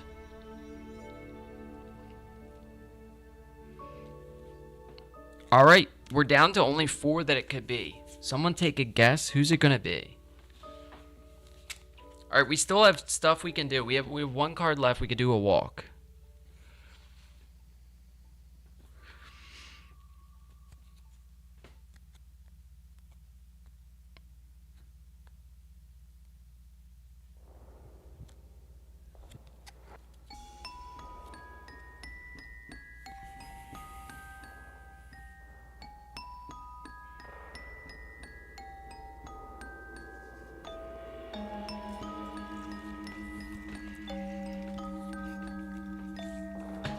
So the medical buggy is not as good as I thought. I was hoping it would help us move, but really it's to do damage. Like, you just run a guy over. Because it says place the medical buggy miniature in your space. It may move with you. When moving with the medical buggy into a space, you must panic all victims except the ones following you. So if we move into a space with some victims, we have to panic them. And then, yeah, we won't be able to pick them up anyway. So the medical buggy is not as good as we thought. And again, it says it may move with you, so we could leave it there, come back for it. When Mort comes on the board, we pitch him, or we drive it into him and do 2 damage. It seems good.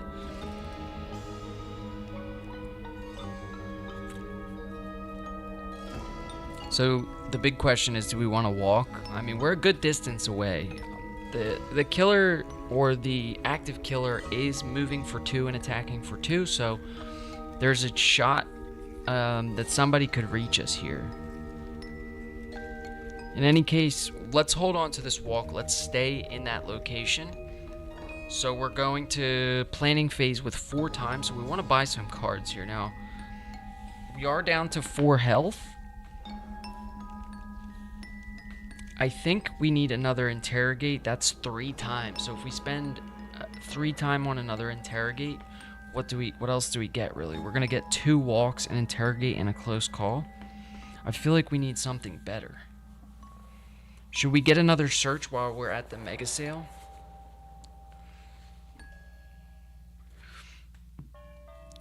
So with 4 time, we could take a search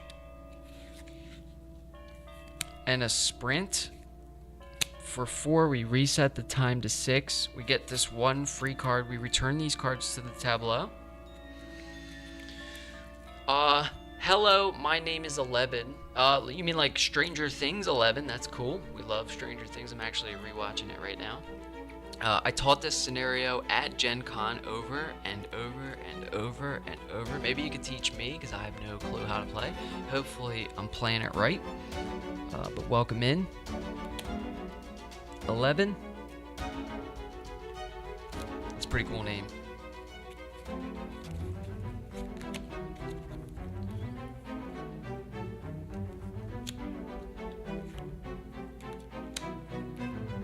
While you were teaching it, what did you think? Or did you get sick of it? Huge fan of Stranger Things, I can tell by your name. I'm actually rewatching it right now. The only thing I'm confused about is Max's brother. So Max's brother is like all of a sudden killing people. This is your favorite? Yeah, I'm actually really enjoying this one too. I think Fan Rider Games did a great job with this. I love how they did the clue situation, all that stuff. It's the miniatures, the map is amazing. Like it's a actual board game convention. They went over the top with this one. I mean, I guess that's why it's one of the special ones, but yeah. So what I was saying about Stranger Things is like Max's brother is like killing people right now for like no reason, and I can't figure out why or like what happened to him. Like maybe his body got taken over by that thing or whatever. I'm not like some Stranger Things expert, but I'm just rewatching it for the 2nd time because there was a new season.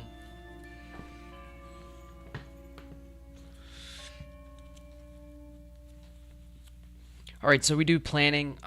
This is going to be the next killer phase, right? Yep. So killer phase, we have draw a token, right? So we have, and again, this is like one of the coolest things. This reminds me of a lot of Arkham Horror. Like when you're drawing tokens from a bag, it makes me want to play Arkham Horror. You're trying to get that +1, +2 damage, whatever, or clues or whatever.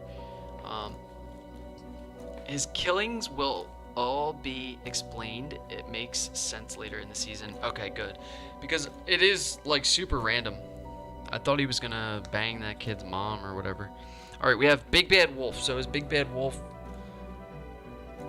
has been eliminated as a suspect. So we do nothing, which is awesome.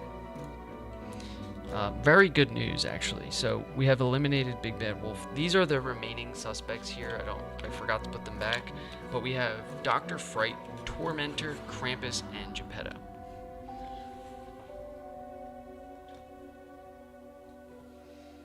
I should probably put them so you can see them, huh? It's gonna be hard to see, but you know, we'll look at them when it comes up. So yeah, we pull Big Bad Wolf and then target the final girl. Closest victim move and attack doesn't happen, I don't think. And then we reveal our next terror card. So we're gonna flip a terror card here. There's only a couple tarot cards left, so it is getting a little sketch. And we have Meta Massacre, so we're going to reveal another token, so we need to get lucky here again. Hopefully it doesn't kill anybody. Let's pull another token, see what we get. Ratchet Lady, so I believe she has been eliminated. She has been eliminated, so Ratchet Lady, again, that gets discarded, and we don't do the action, right? So that's huge. Repeat this effect 3 times. Bro, what?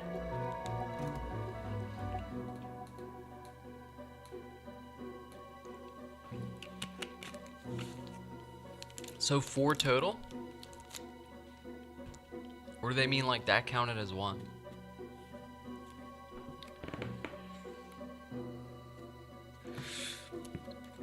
So whatever's happening, they're making it happen here. We have to reveal another one yet. So if this was that wasn't even the first time, right? That doesn't count. We don't know. Dr. Fright. So Dr. Fright is still a possible suspect. We need to find him on our location board. So Dr. Fright is. Does he have a pitchfork? They wrote them on the bottom. Yes. So Dr. Fright is here.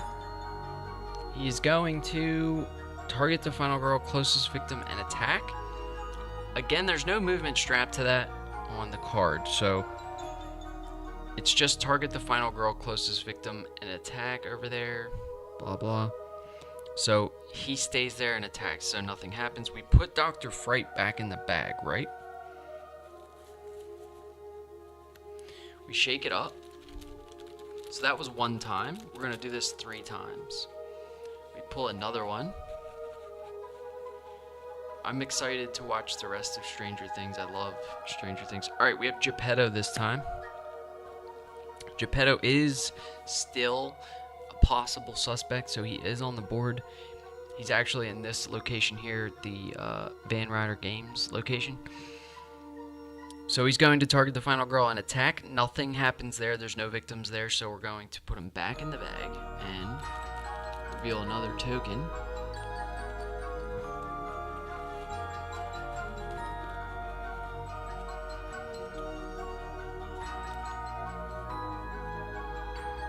Tormentor is the last one, and he is still on the board. So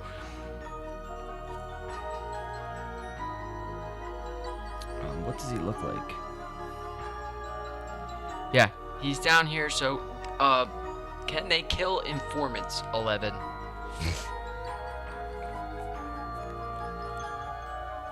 Yeah, I mean, they're treated as a victim for all purposes, and I think the horror goes up as well. If an informant is killed after increasing bloodlust, you increase the horror once. Yikes. So this victim here will die. Bloodlust will go up. The dark power is being revealed. Scary stuff, folks. Oh goodness, I don't remember, honestly. Okay, yeah, that's fine. We figured it out in the rulebook there. So the horror also goes up to 6. That sucks. Tormentor goes back in the bag. We forgot to put him back. We have revealed or eliminated a lot of suspects though. So there's only 4 left. So we're doing pretty well for our first time. This is my first time playing this one, so.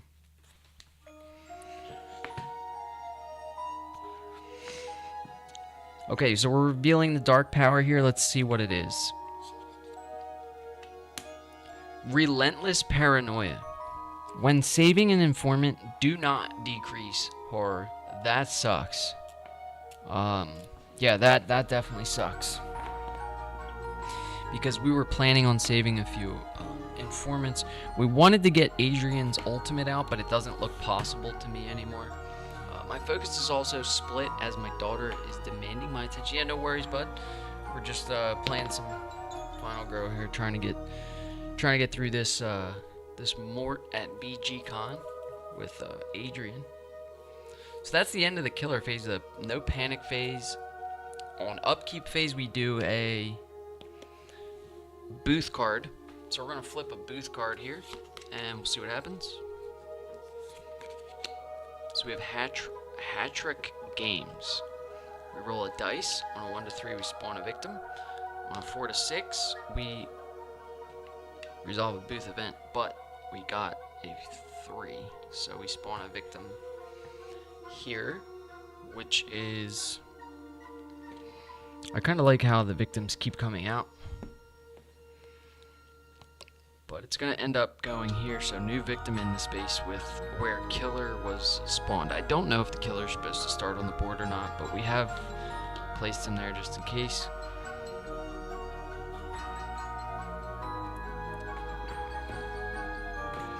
Okay, that was upkeep, so we go back to action phase. So what we have right now is walk, sprint, and search. And we are in the mega sale space, so when we do a search, we get to roll 3 dice. So I think it's important we get a nice weapon before Mort the baddie comes out. So we're gonna roll 3 here on a search. Alright, we get 2 converts, which is not ideal, but we are going to discard 2 walks and hold on to our sprint to get a single success and spend a time going down to 5 and take a card from the exhibit area. So we have another event here. Please be something good. I mean, goddamn, we've gotten so unlucky with this. So we have deodorant. Alright, it's got 5 charges. It says choose a victim in your space and panic that victim. You may re-roll once, keeping the new result. Alright, we have deodorant and medical buggy keys. So, potentially not the best items this game.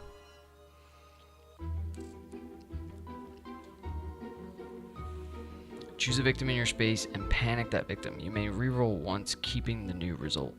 So basically, we can't bring victims out of exhibit areas. That's the whole reason we can't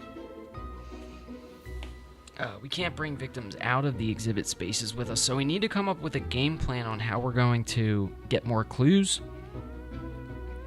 I'm sort of thinking the coerce card is huge. So can we sprint to a location with a informant and pick up a coerce and do a coerce next turn, I think is the best play. We also want to get in that space where there's a victim and an informant so that we could potentially save 2 victims, one being an informant. Although with that dark power, the horror does not decrease. So still, we're going to sprint. We're back to rolling 2 dice. We get a single success so we can move 2 spaces for 1 time. We go down to 4 time. We move 1 space. So we're moving out of the mega sale space into the side hallway and then into the food court. So remember, the food court is its own searchable space. Based on this, the back of this thing, we have food court, exhibit areas, and then general areas. So this is our first time in the food court. We might want to do a search while we're there. We have 4 times, so we can pick up a coerce and a search. We're just not getting anything good. So after spending 4 time, we get the free cards back. We return the rest of these cards to the tableau. Search, sprint, 2 walks. We reset our time to 6. We go to the next killer phase. And the killer phase, again, we're pulling a token. So let's shake up this bag. Come on. Now, I think we've eliminated a lot of suspects, but there is a good chance that we get hit here. Okay, so Krampus is still on the board, and he's not within reach, though, which is really good news. So Krampus is still on the board. Krampus is going to target the final girl closest victim, move, and attack. So there's a victim in his space, so he doesn't need to move, but he attacks for 2 and kills a victim. And it's our lucky victim, so he's dead. Bloodlust will go up again, and it says discard the next terror card. That is trouble. So another victim dies. Bloodlust goes up. Discard the next terror card. Don't mind if I do. We have angry customers getting discarded. That's good because that looks like a mouthful to read.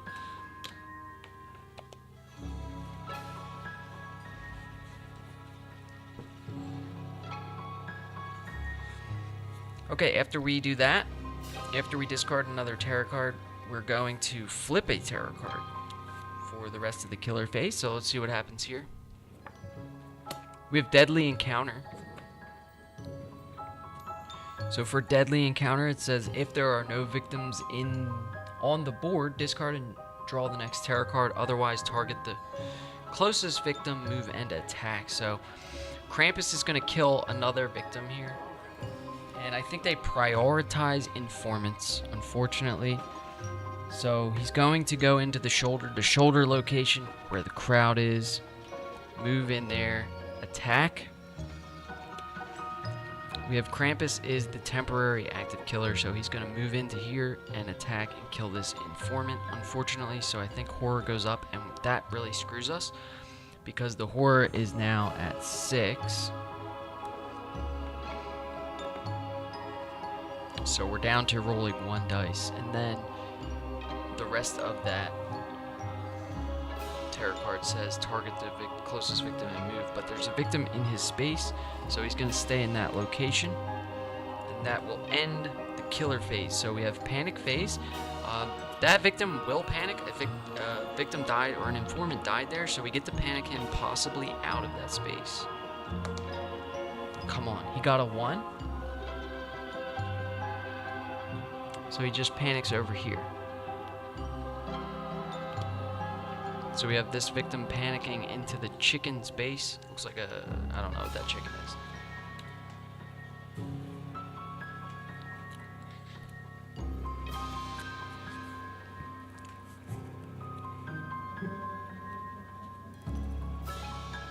So our deodorant's not going to help us here. It says choose a victim in your space and panic that victim. You may reroll once, keeping the new result. So that's going to help us if we get into an exhibit space to try to take victims out of exhibit spaces.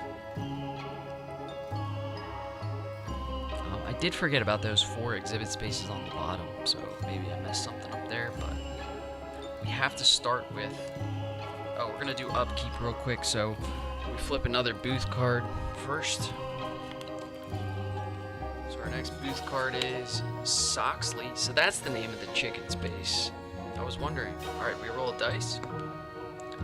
We got a 3, so we spawn a victim at Soxley.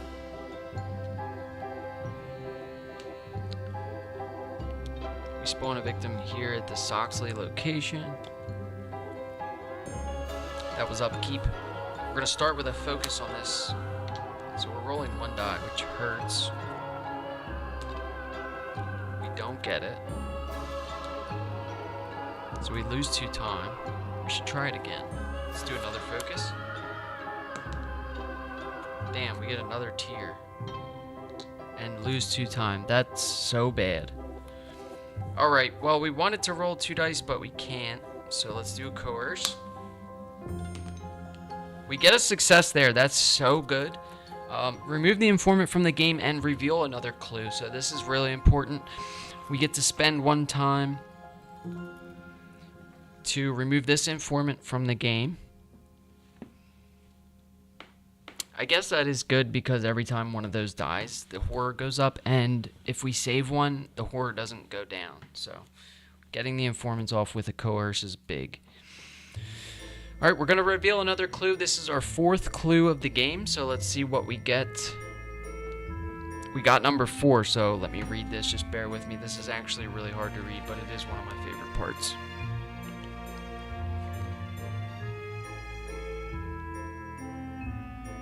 Okay, Mort is not from Series 1, so let's take a look at who remains as a suspect. I think this is so interesting.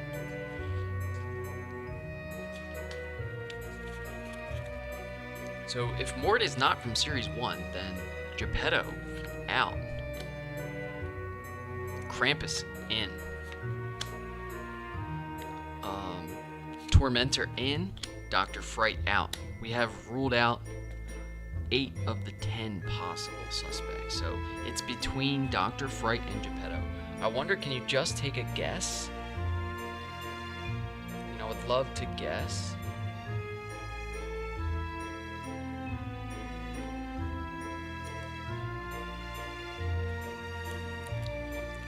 Actually, we are going to use our deodorant here. I think deodorant's good for the space that we're in now because we can't bring victims out of that space with us. So let's use our deodorant. So we can use this deodorant like a bunch. So we're going to use our deodorant 1 time right now to roll a dice. We get a 6. Wait, there's no panic? There's no panics on the food court? That's crap, so we can't use our deodorant. And of course we roll a 6. On the 1 time it doesn't mean anything. God damn.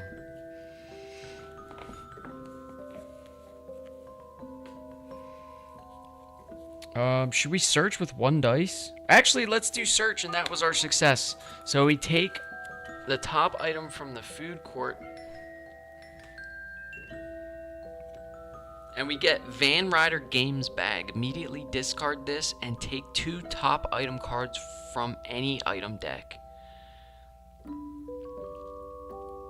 There's only 2 at the general area. So we're gonna, this Van Ryder Games Bag is so good. So it says immediately discard this and take the top 2 item cards from any item deck. So it's gotta be one of these 3 item decks, and there's only 1 item, oh no. There's 2 items at the food court and 2 items at the general area. Yo, what are we picking? What are we picking? Let's discard this now. Do we want food court? I say we take general area, and then if we're in the food court, we can still search it, right? So let's take general area. Top 2 item cards from general area. Man, Van Ryder Games Bag was so good. Okay, we have received an energy drink and a box cutter. So both really good. Discard to skip the next killer phase. That's huge. I think we do that now. And then we put the box cutter in our hand. So we're down to 2 killers, two potential killers. I don't know why I put Dr. Fright and Geppetto back there going.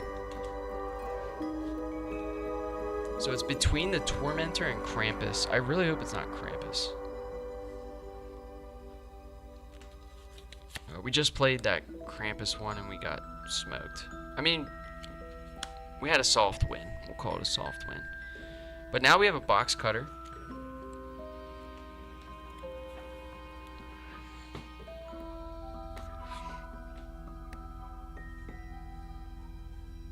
Yo, was I not supposed to be rolling 1 dice this whole time? Please don't tell me that. I'm pretty sure the horror was supposed to be on 7. But the marker was on 6, so I don't know. I'm gonna assume it's on 7. We are going to discard our energy drink to skip the next killer phase. So we go to planning with 1 time. That sort of sucks. We could sell short rest and we get attack to go up to 3. Pick up, interrogate. I think that's a big play. So we're gonna, before we go to planning, we discard short rest and we attack. We get 2 time back, so we go up to 3 time. We spend the 3 time on an interrogate. And then we get our 2 walks for free. We return the cards to the tableau and reset the time to 6. And we're skipping the next killer phase.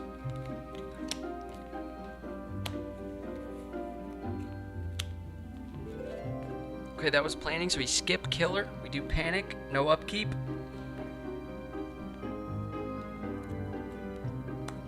We do have something to do during upkeep, actually, so we need to flip a booth event. We're skipping the next killer phase. That was such a good energy drink. We have follower games, so we're gonna roll a dice for that. We got a 5, so we do a booth event. This could be good, could be bad. Let's see. Star sighting.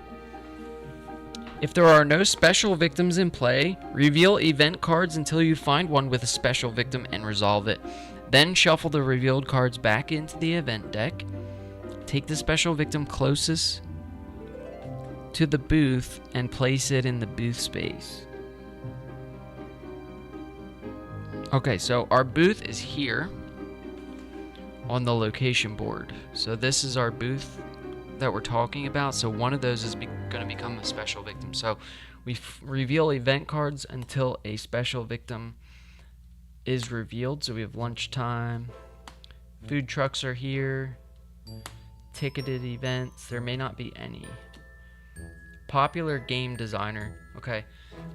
So popular game designer comes out. The rest of these get shuffled back in.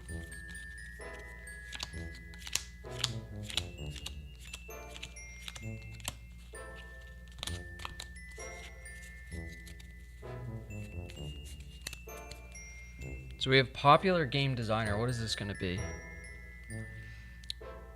Reveal a booth card and place the game designer in that space. While in the same space with the game designer, you may re-roll a die of your choice once per action phase. If the game designer is killed, increase bloodlust. If the game designer leaves play, discard this card. So what do we do here? Because it actually says take the special victim closest to the booth and place it in the booth space. It says to reveal a booth card first. So we reveal a booth card.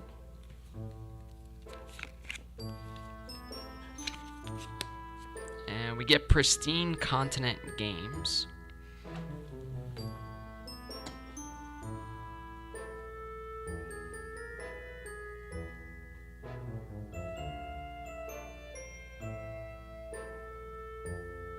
So Pristine Continent Games is actually here. But we're going to go off what that booth event said. So it says take the special victim closest to the booth.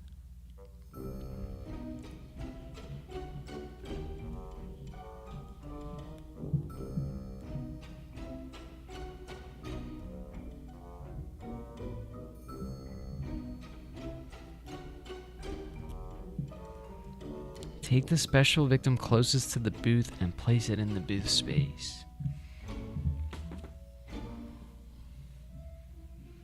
Alright, we have a popular game designer going in this space. That's fine. We'll go there. So that's where the popular game designer goes. And then it says while in the same space with a game designer, you may reroll a die of your choice once per action phase. If the game designer is killed, increase the bloodlust. Alright, let's go.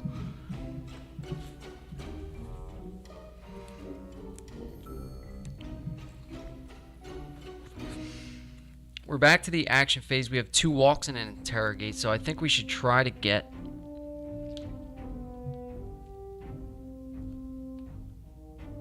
Oh, dude, he will totally follow us out of that space. I'm an idiot. We're going to spend 2 tiers to move a space. We're going to bring this victim onto the exit space. We save a victim. Now we roll a dice.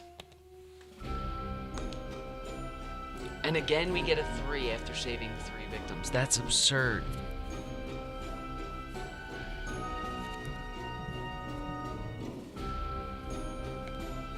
We're going to do a walk. We get to roll 2 here.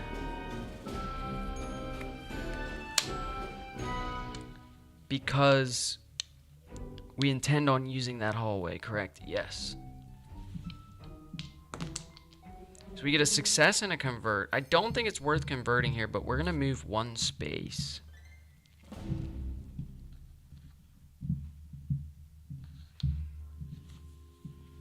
For a time.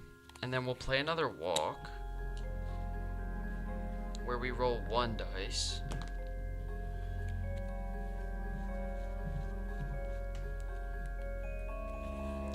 Damn. Give him a success, man. We need that 1 space. Alright. So we're going to go into this space and let's try to interrogate this victim.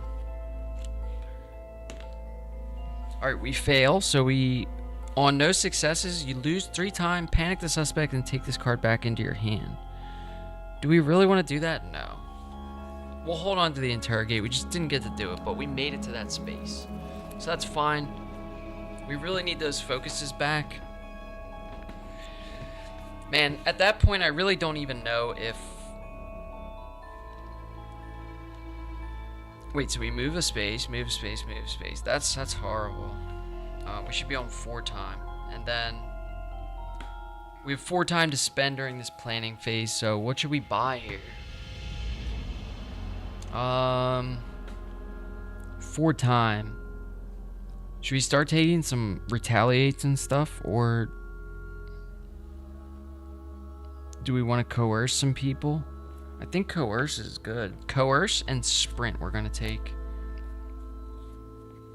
We have a box cutter, it does 1 extra damage. So, I don't know. We might get somewhere. I hate on the weak attack card that you lose a health on a single success. So we get a sprint and a coerce. Then we have sprint, coerce, interrogate, plus our free cards. We return these cards to the tableau, reset the time to 6.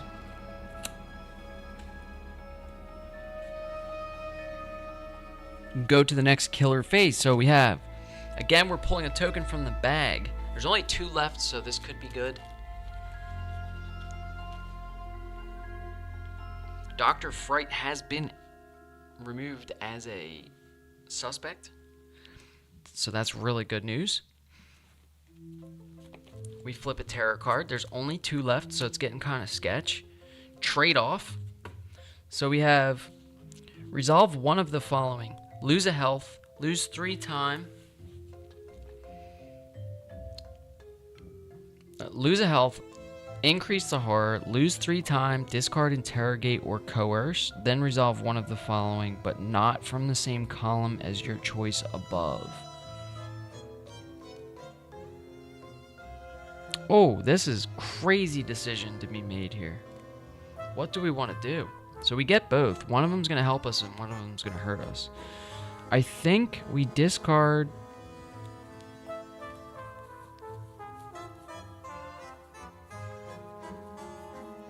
We discard a coerce. Or do we spend 3? No. Because... No.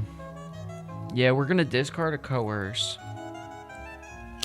So we discard coerce, and then we choose from a different column. I think we take this horror decrease. So we go back up to 6. So we're rolling 2 dice, and then we choose another token from the bag.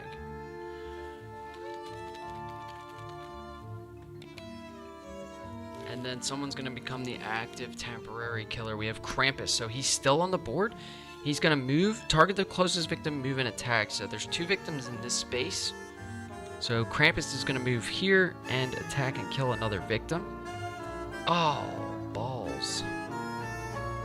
That's going to mean horror and bloodlust. Bloodlust goes up, which means horror goes up. Fuck me, I thought we should have taken the 3 time there. At least it didn't make the bloodlust go up twice. I guess I'm fine with that. Yeah. Alright, well, we have to panic that guy, right? So he's going to panic during the panic phase. That's actually good. Hopefully he gets out of that space. We got a 4, so on a 4 he panics over here. And then we do upkeep phase, so we're going to reveal a new booth card. This booth event should be discarded.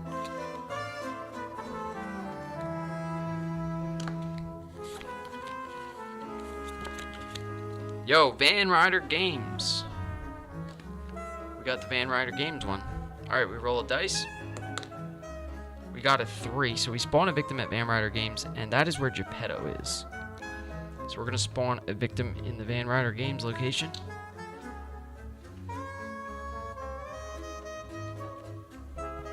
Alright, that was upkeep. We're back to action phase. I think we need to do a focus here. It's really important. We get a success on the focus, we spend a time, we increase the horror, or decrease the horror to 6 so we can roll 2. We're going to interrogate the tormentor here, so let's do an interrogate action. We should have taken a close call. We didn't have the time. We get a success, so we panic the suspect and reveal a clue, but we lose 3 time going down to 2 time.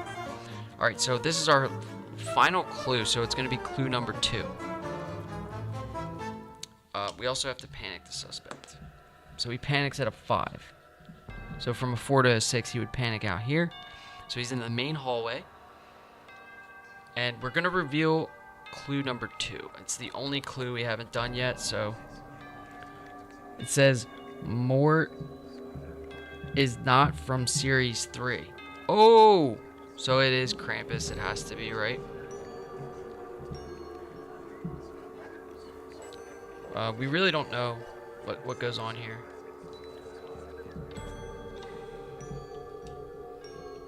Once you've revealed all 5 clues, what do you do? Quick rules break, if you don't mind. Because we're still amidst the action phase. Yo, we never replaced any of those people. with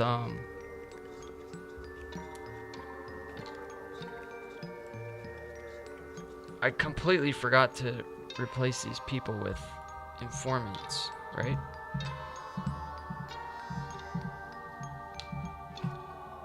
So we know Krampus is our killer now.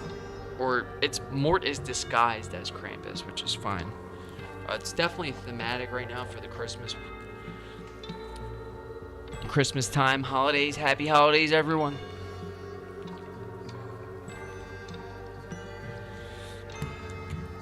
Just give me a second here to figure out what happens, and then we can continue. So once we figure out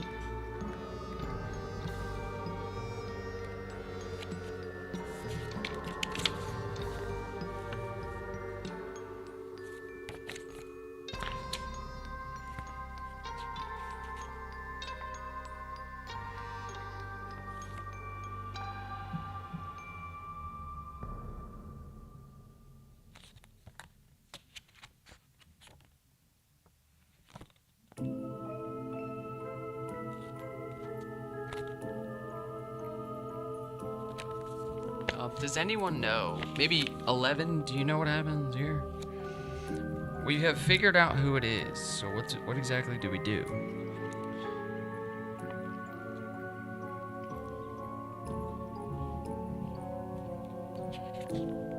I know that there's something in here about it, right? Oh, here it is. When you've revealed all 5 clues, you will have correctly identified who Mort is disguised as.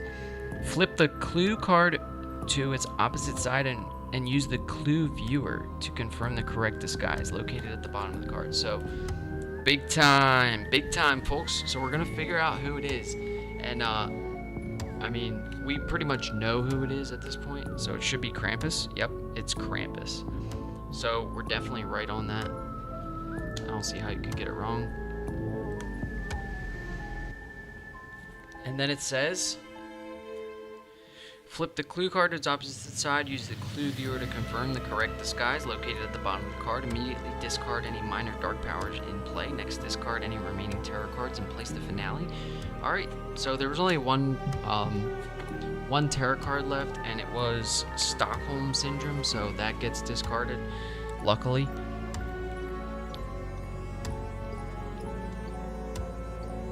Place the final remaining suspect miniature, the one you correctly identified, with Mort's. Replace it with Mort's miniature, then remove all informant meeples from the location board. So does he go in that space, like where he is? Like, what? So Mort is this one, the big one. Alright. So we replace that with that. So we have identified Krampus as Mort. So we put Mort where Krampus was. I don't think we put him there, right? I don't think that thing's supposed to be on the board, but we're good to go. And now that we know it's Krampus,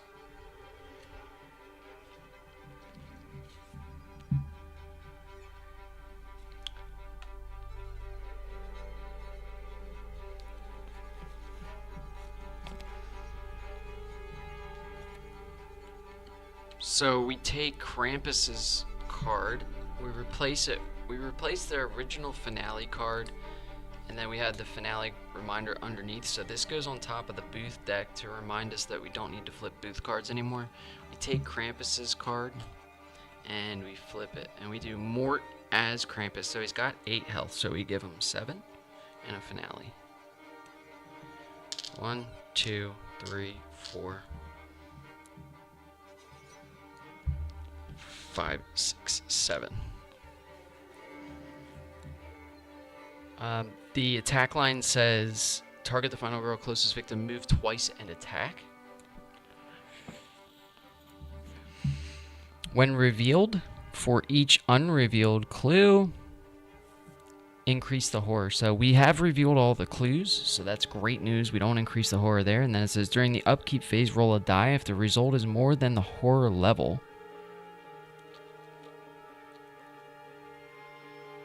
increase the horror. So I doubt it's going to be higher than 6. Very good. Okay. Alright, so we have identified the killer. Whatever. Finally, flip over the final suspect card. The suspect who Mort is actually disguised as. Replace the basic finale card with the suspect card. The finale is now active. If the dark power hasn't been revealed, reveal it immediately. And he receives the amount of health indicated on the suspect's card, including a final health token. Okay, let's just pull up whatever final health token's on top. Give that to him. And we can start whooping some ass, if you know what I mean. First we have to get over there, right? Kill him with our box cutter. We could do a sprint.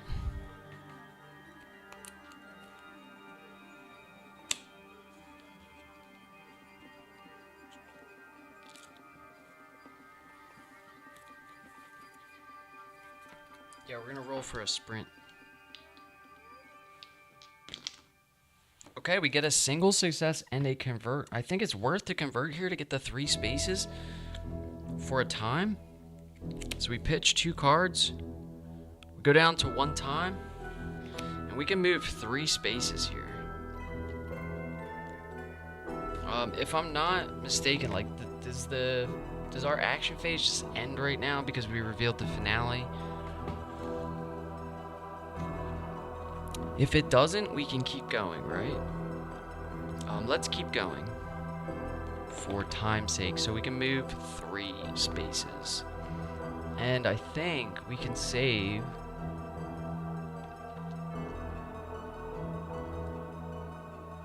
We go like this. 1, 2.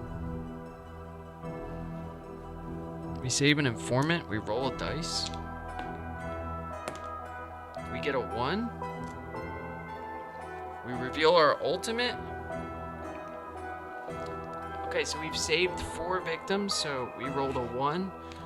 We reveal our ultimate. It says you may discard 1 victim from this card in exchange for one of the following: 2 time, move a space, a health, or you may discard 2 victims from this card in exchange for one of the following: an extra damage, reducing the horror by 1, or +1 dice on your next horror roll. For each additional victim saved, place a victim on this card. So we have Adriana ultimate ability out. We moved 2 spaces so far, and I think our 3rd space is going to be directly towards...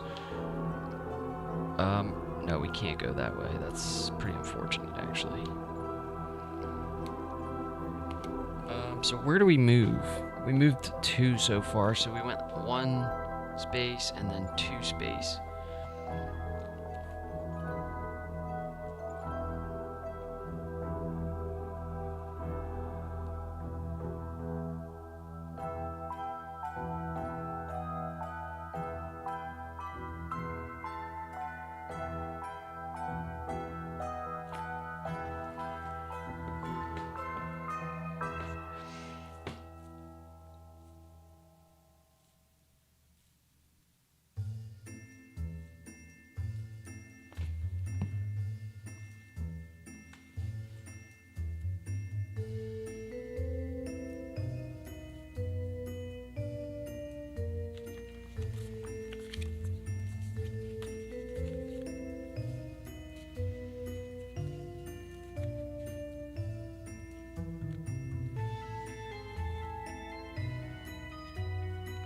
I kind of want to go after him, don't you?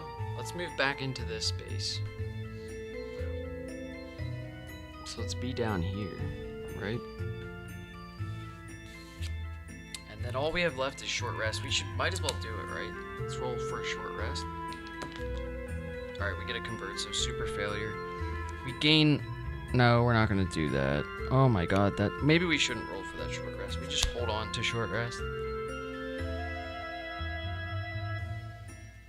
Oh no, we should have went into the buggy space. That would have been good. Yeah, we move into the buggy space. We don't play short rest. Okay. We go into planning with 1 time. Let's take a close call and get our free cards. So 2 walks is decent. And then Return these to the tableau, reset the time to 6, and do the first killer phase with the finale.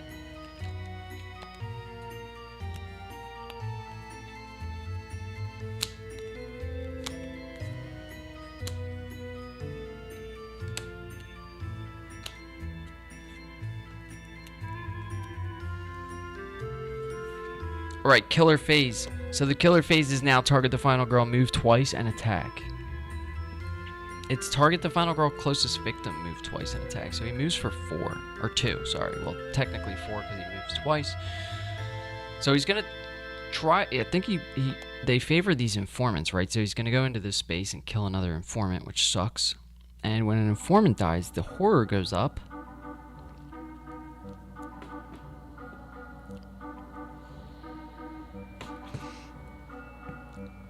So the horror is now on 7. That blows.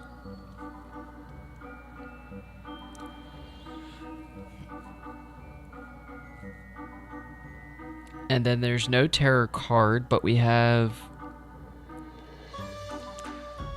we do have to panic another guy, right? So this guy's gonna panic. Let's panic him. He panics at a 5, so he's gonna panic into this space. And then, during upkeep phase, roll a die. If the result is more than the horror level, increase horror. So we can't get higher than a 6. We got a 3, so that doesn't work. And then we go back to... Why is that focused there?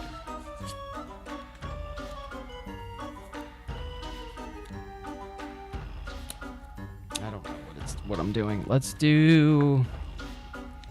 we don't do booth cards anymore. That was panic. We're back to the action phase. We need to do a focus. So let's do a focus. We roll 1. We get a tier, and we lose 2 time. Damn. Let's try a walk, I guess.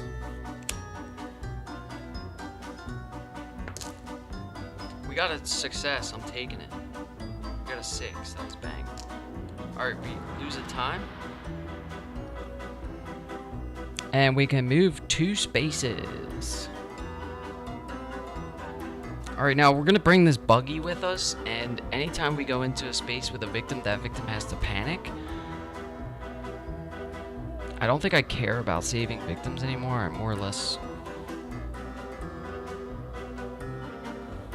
We can't get into Mort's space.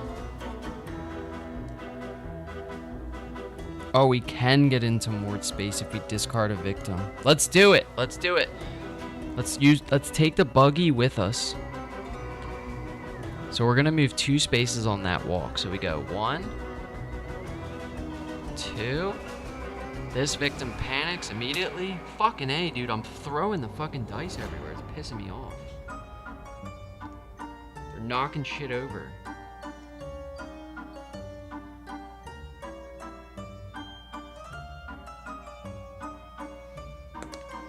Alright, he panics at a 3, so he goes into this room.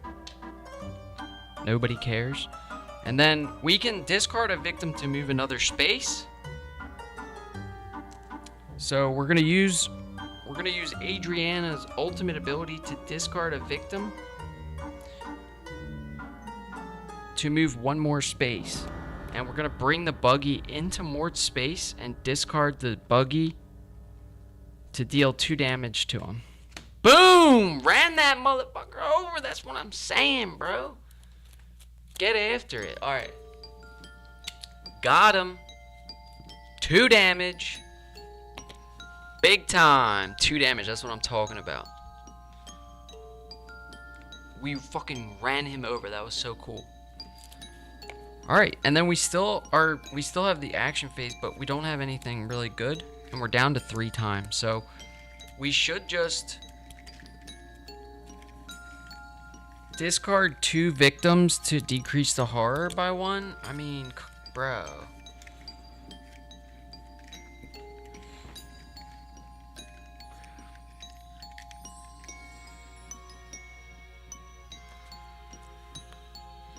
Let's hold on. Let's hold on until we have an attack action. Let's sell our short rest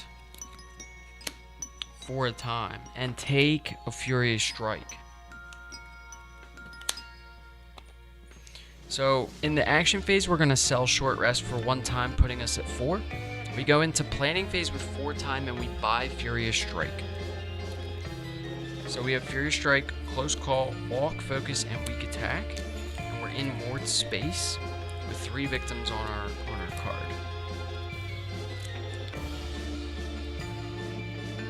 Okay, that was planning, so we do next killer phase, right?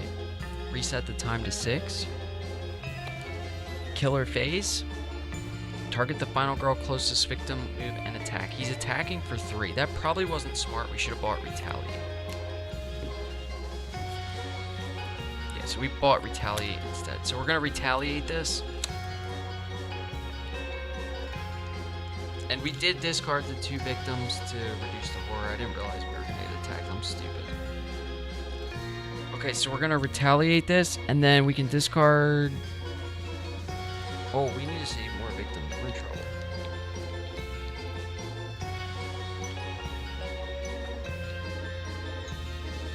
Yeah, we're going to Retaliate this. If we die, we die. I don't give a shit. Double success on the Retaliate. You love to fucking see it, bud. Alright, let's go. We got him. So we ignore all damage and we do 2 damage back. Wait, we should have done 3 damage with the buggy, right? Because we do an extra. Or no, that was just 2. Alright, so we do 2 plus the 1. So that's 3 damage. So 3 damage to Mort because of the box cutter. That's huge. We have weak attack in hand. During upkeep, we're going to roll a dice. So as long as we don't get a 6, we're good. We get a 4, we're fine.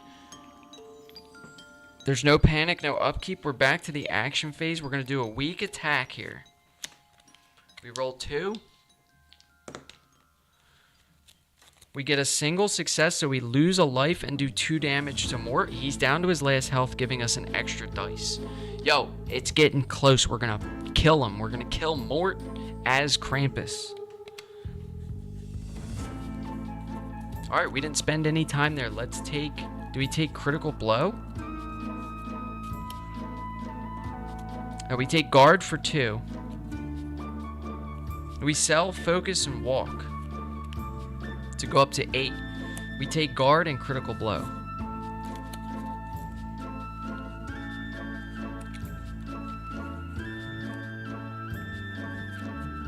Reset the time to 6. Go. Return the cards to the tableau. Then we have Short Rest. The free cards Walk and Focus. Walk, Focus, Weak Attack, and then Retaliate. Go back. Let's go, man. We're making a run for it. Let's discard this victim also to gain a life. Let's gain a health, I guess. So we'll discard our last victim to heal for 1. That's fine. And then we have the killer phase. So the killer is going to target the closest victim or final girl and attack. So that's going to be us. We're going to get attacked for 3. So we play Guard.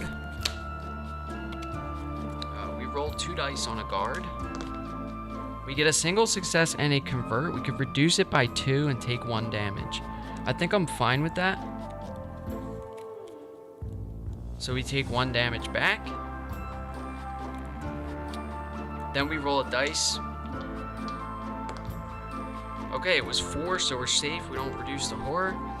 We go back to the action phase. Let's kill him with a Critical Blow. We play Critical Blow. We roll 2. Dude. We have to close call it. We spend 2 to close call that.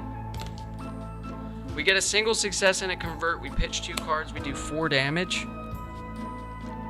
And we reduce the horror by 1. Let's check his final health token. Boom! He's done! That's what I'm talking about. Easy, folks. That's how it's done. Mort is dead. This was Mort as Krampus. This one has such good replayability, I will say. This one was really fun.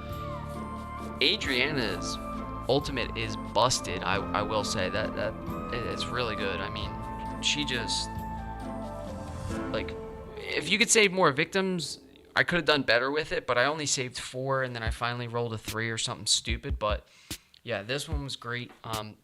Nobody came out for this one, man. We got to get out of here. We got a World of Warcraft raid. So, hello, my name is 11. Please join the Discord community if you're still there. I'll post the link.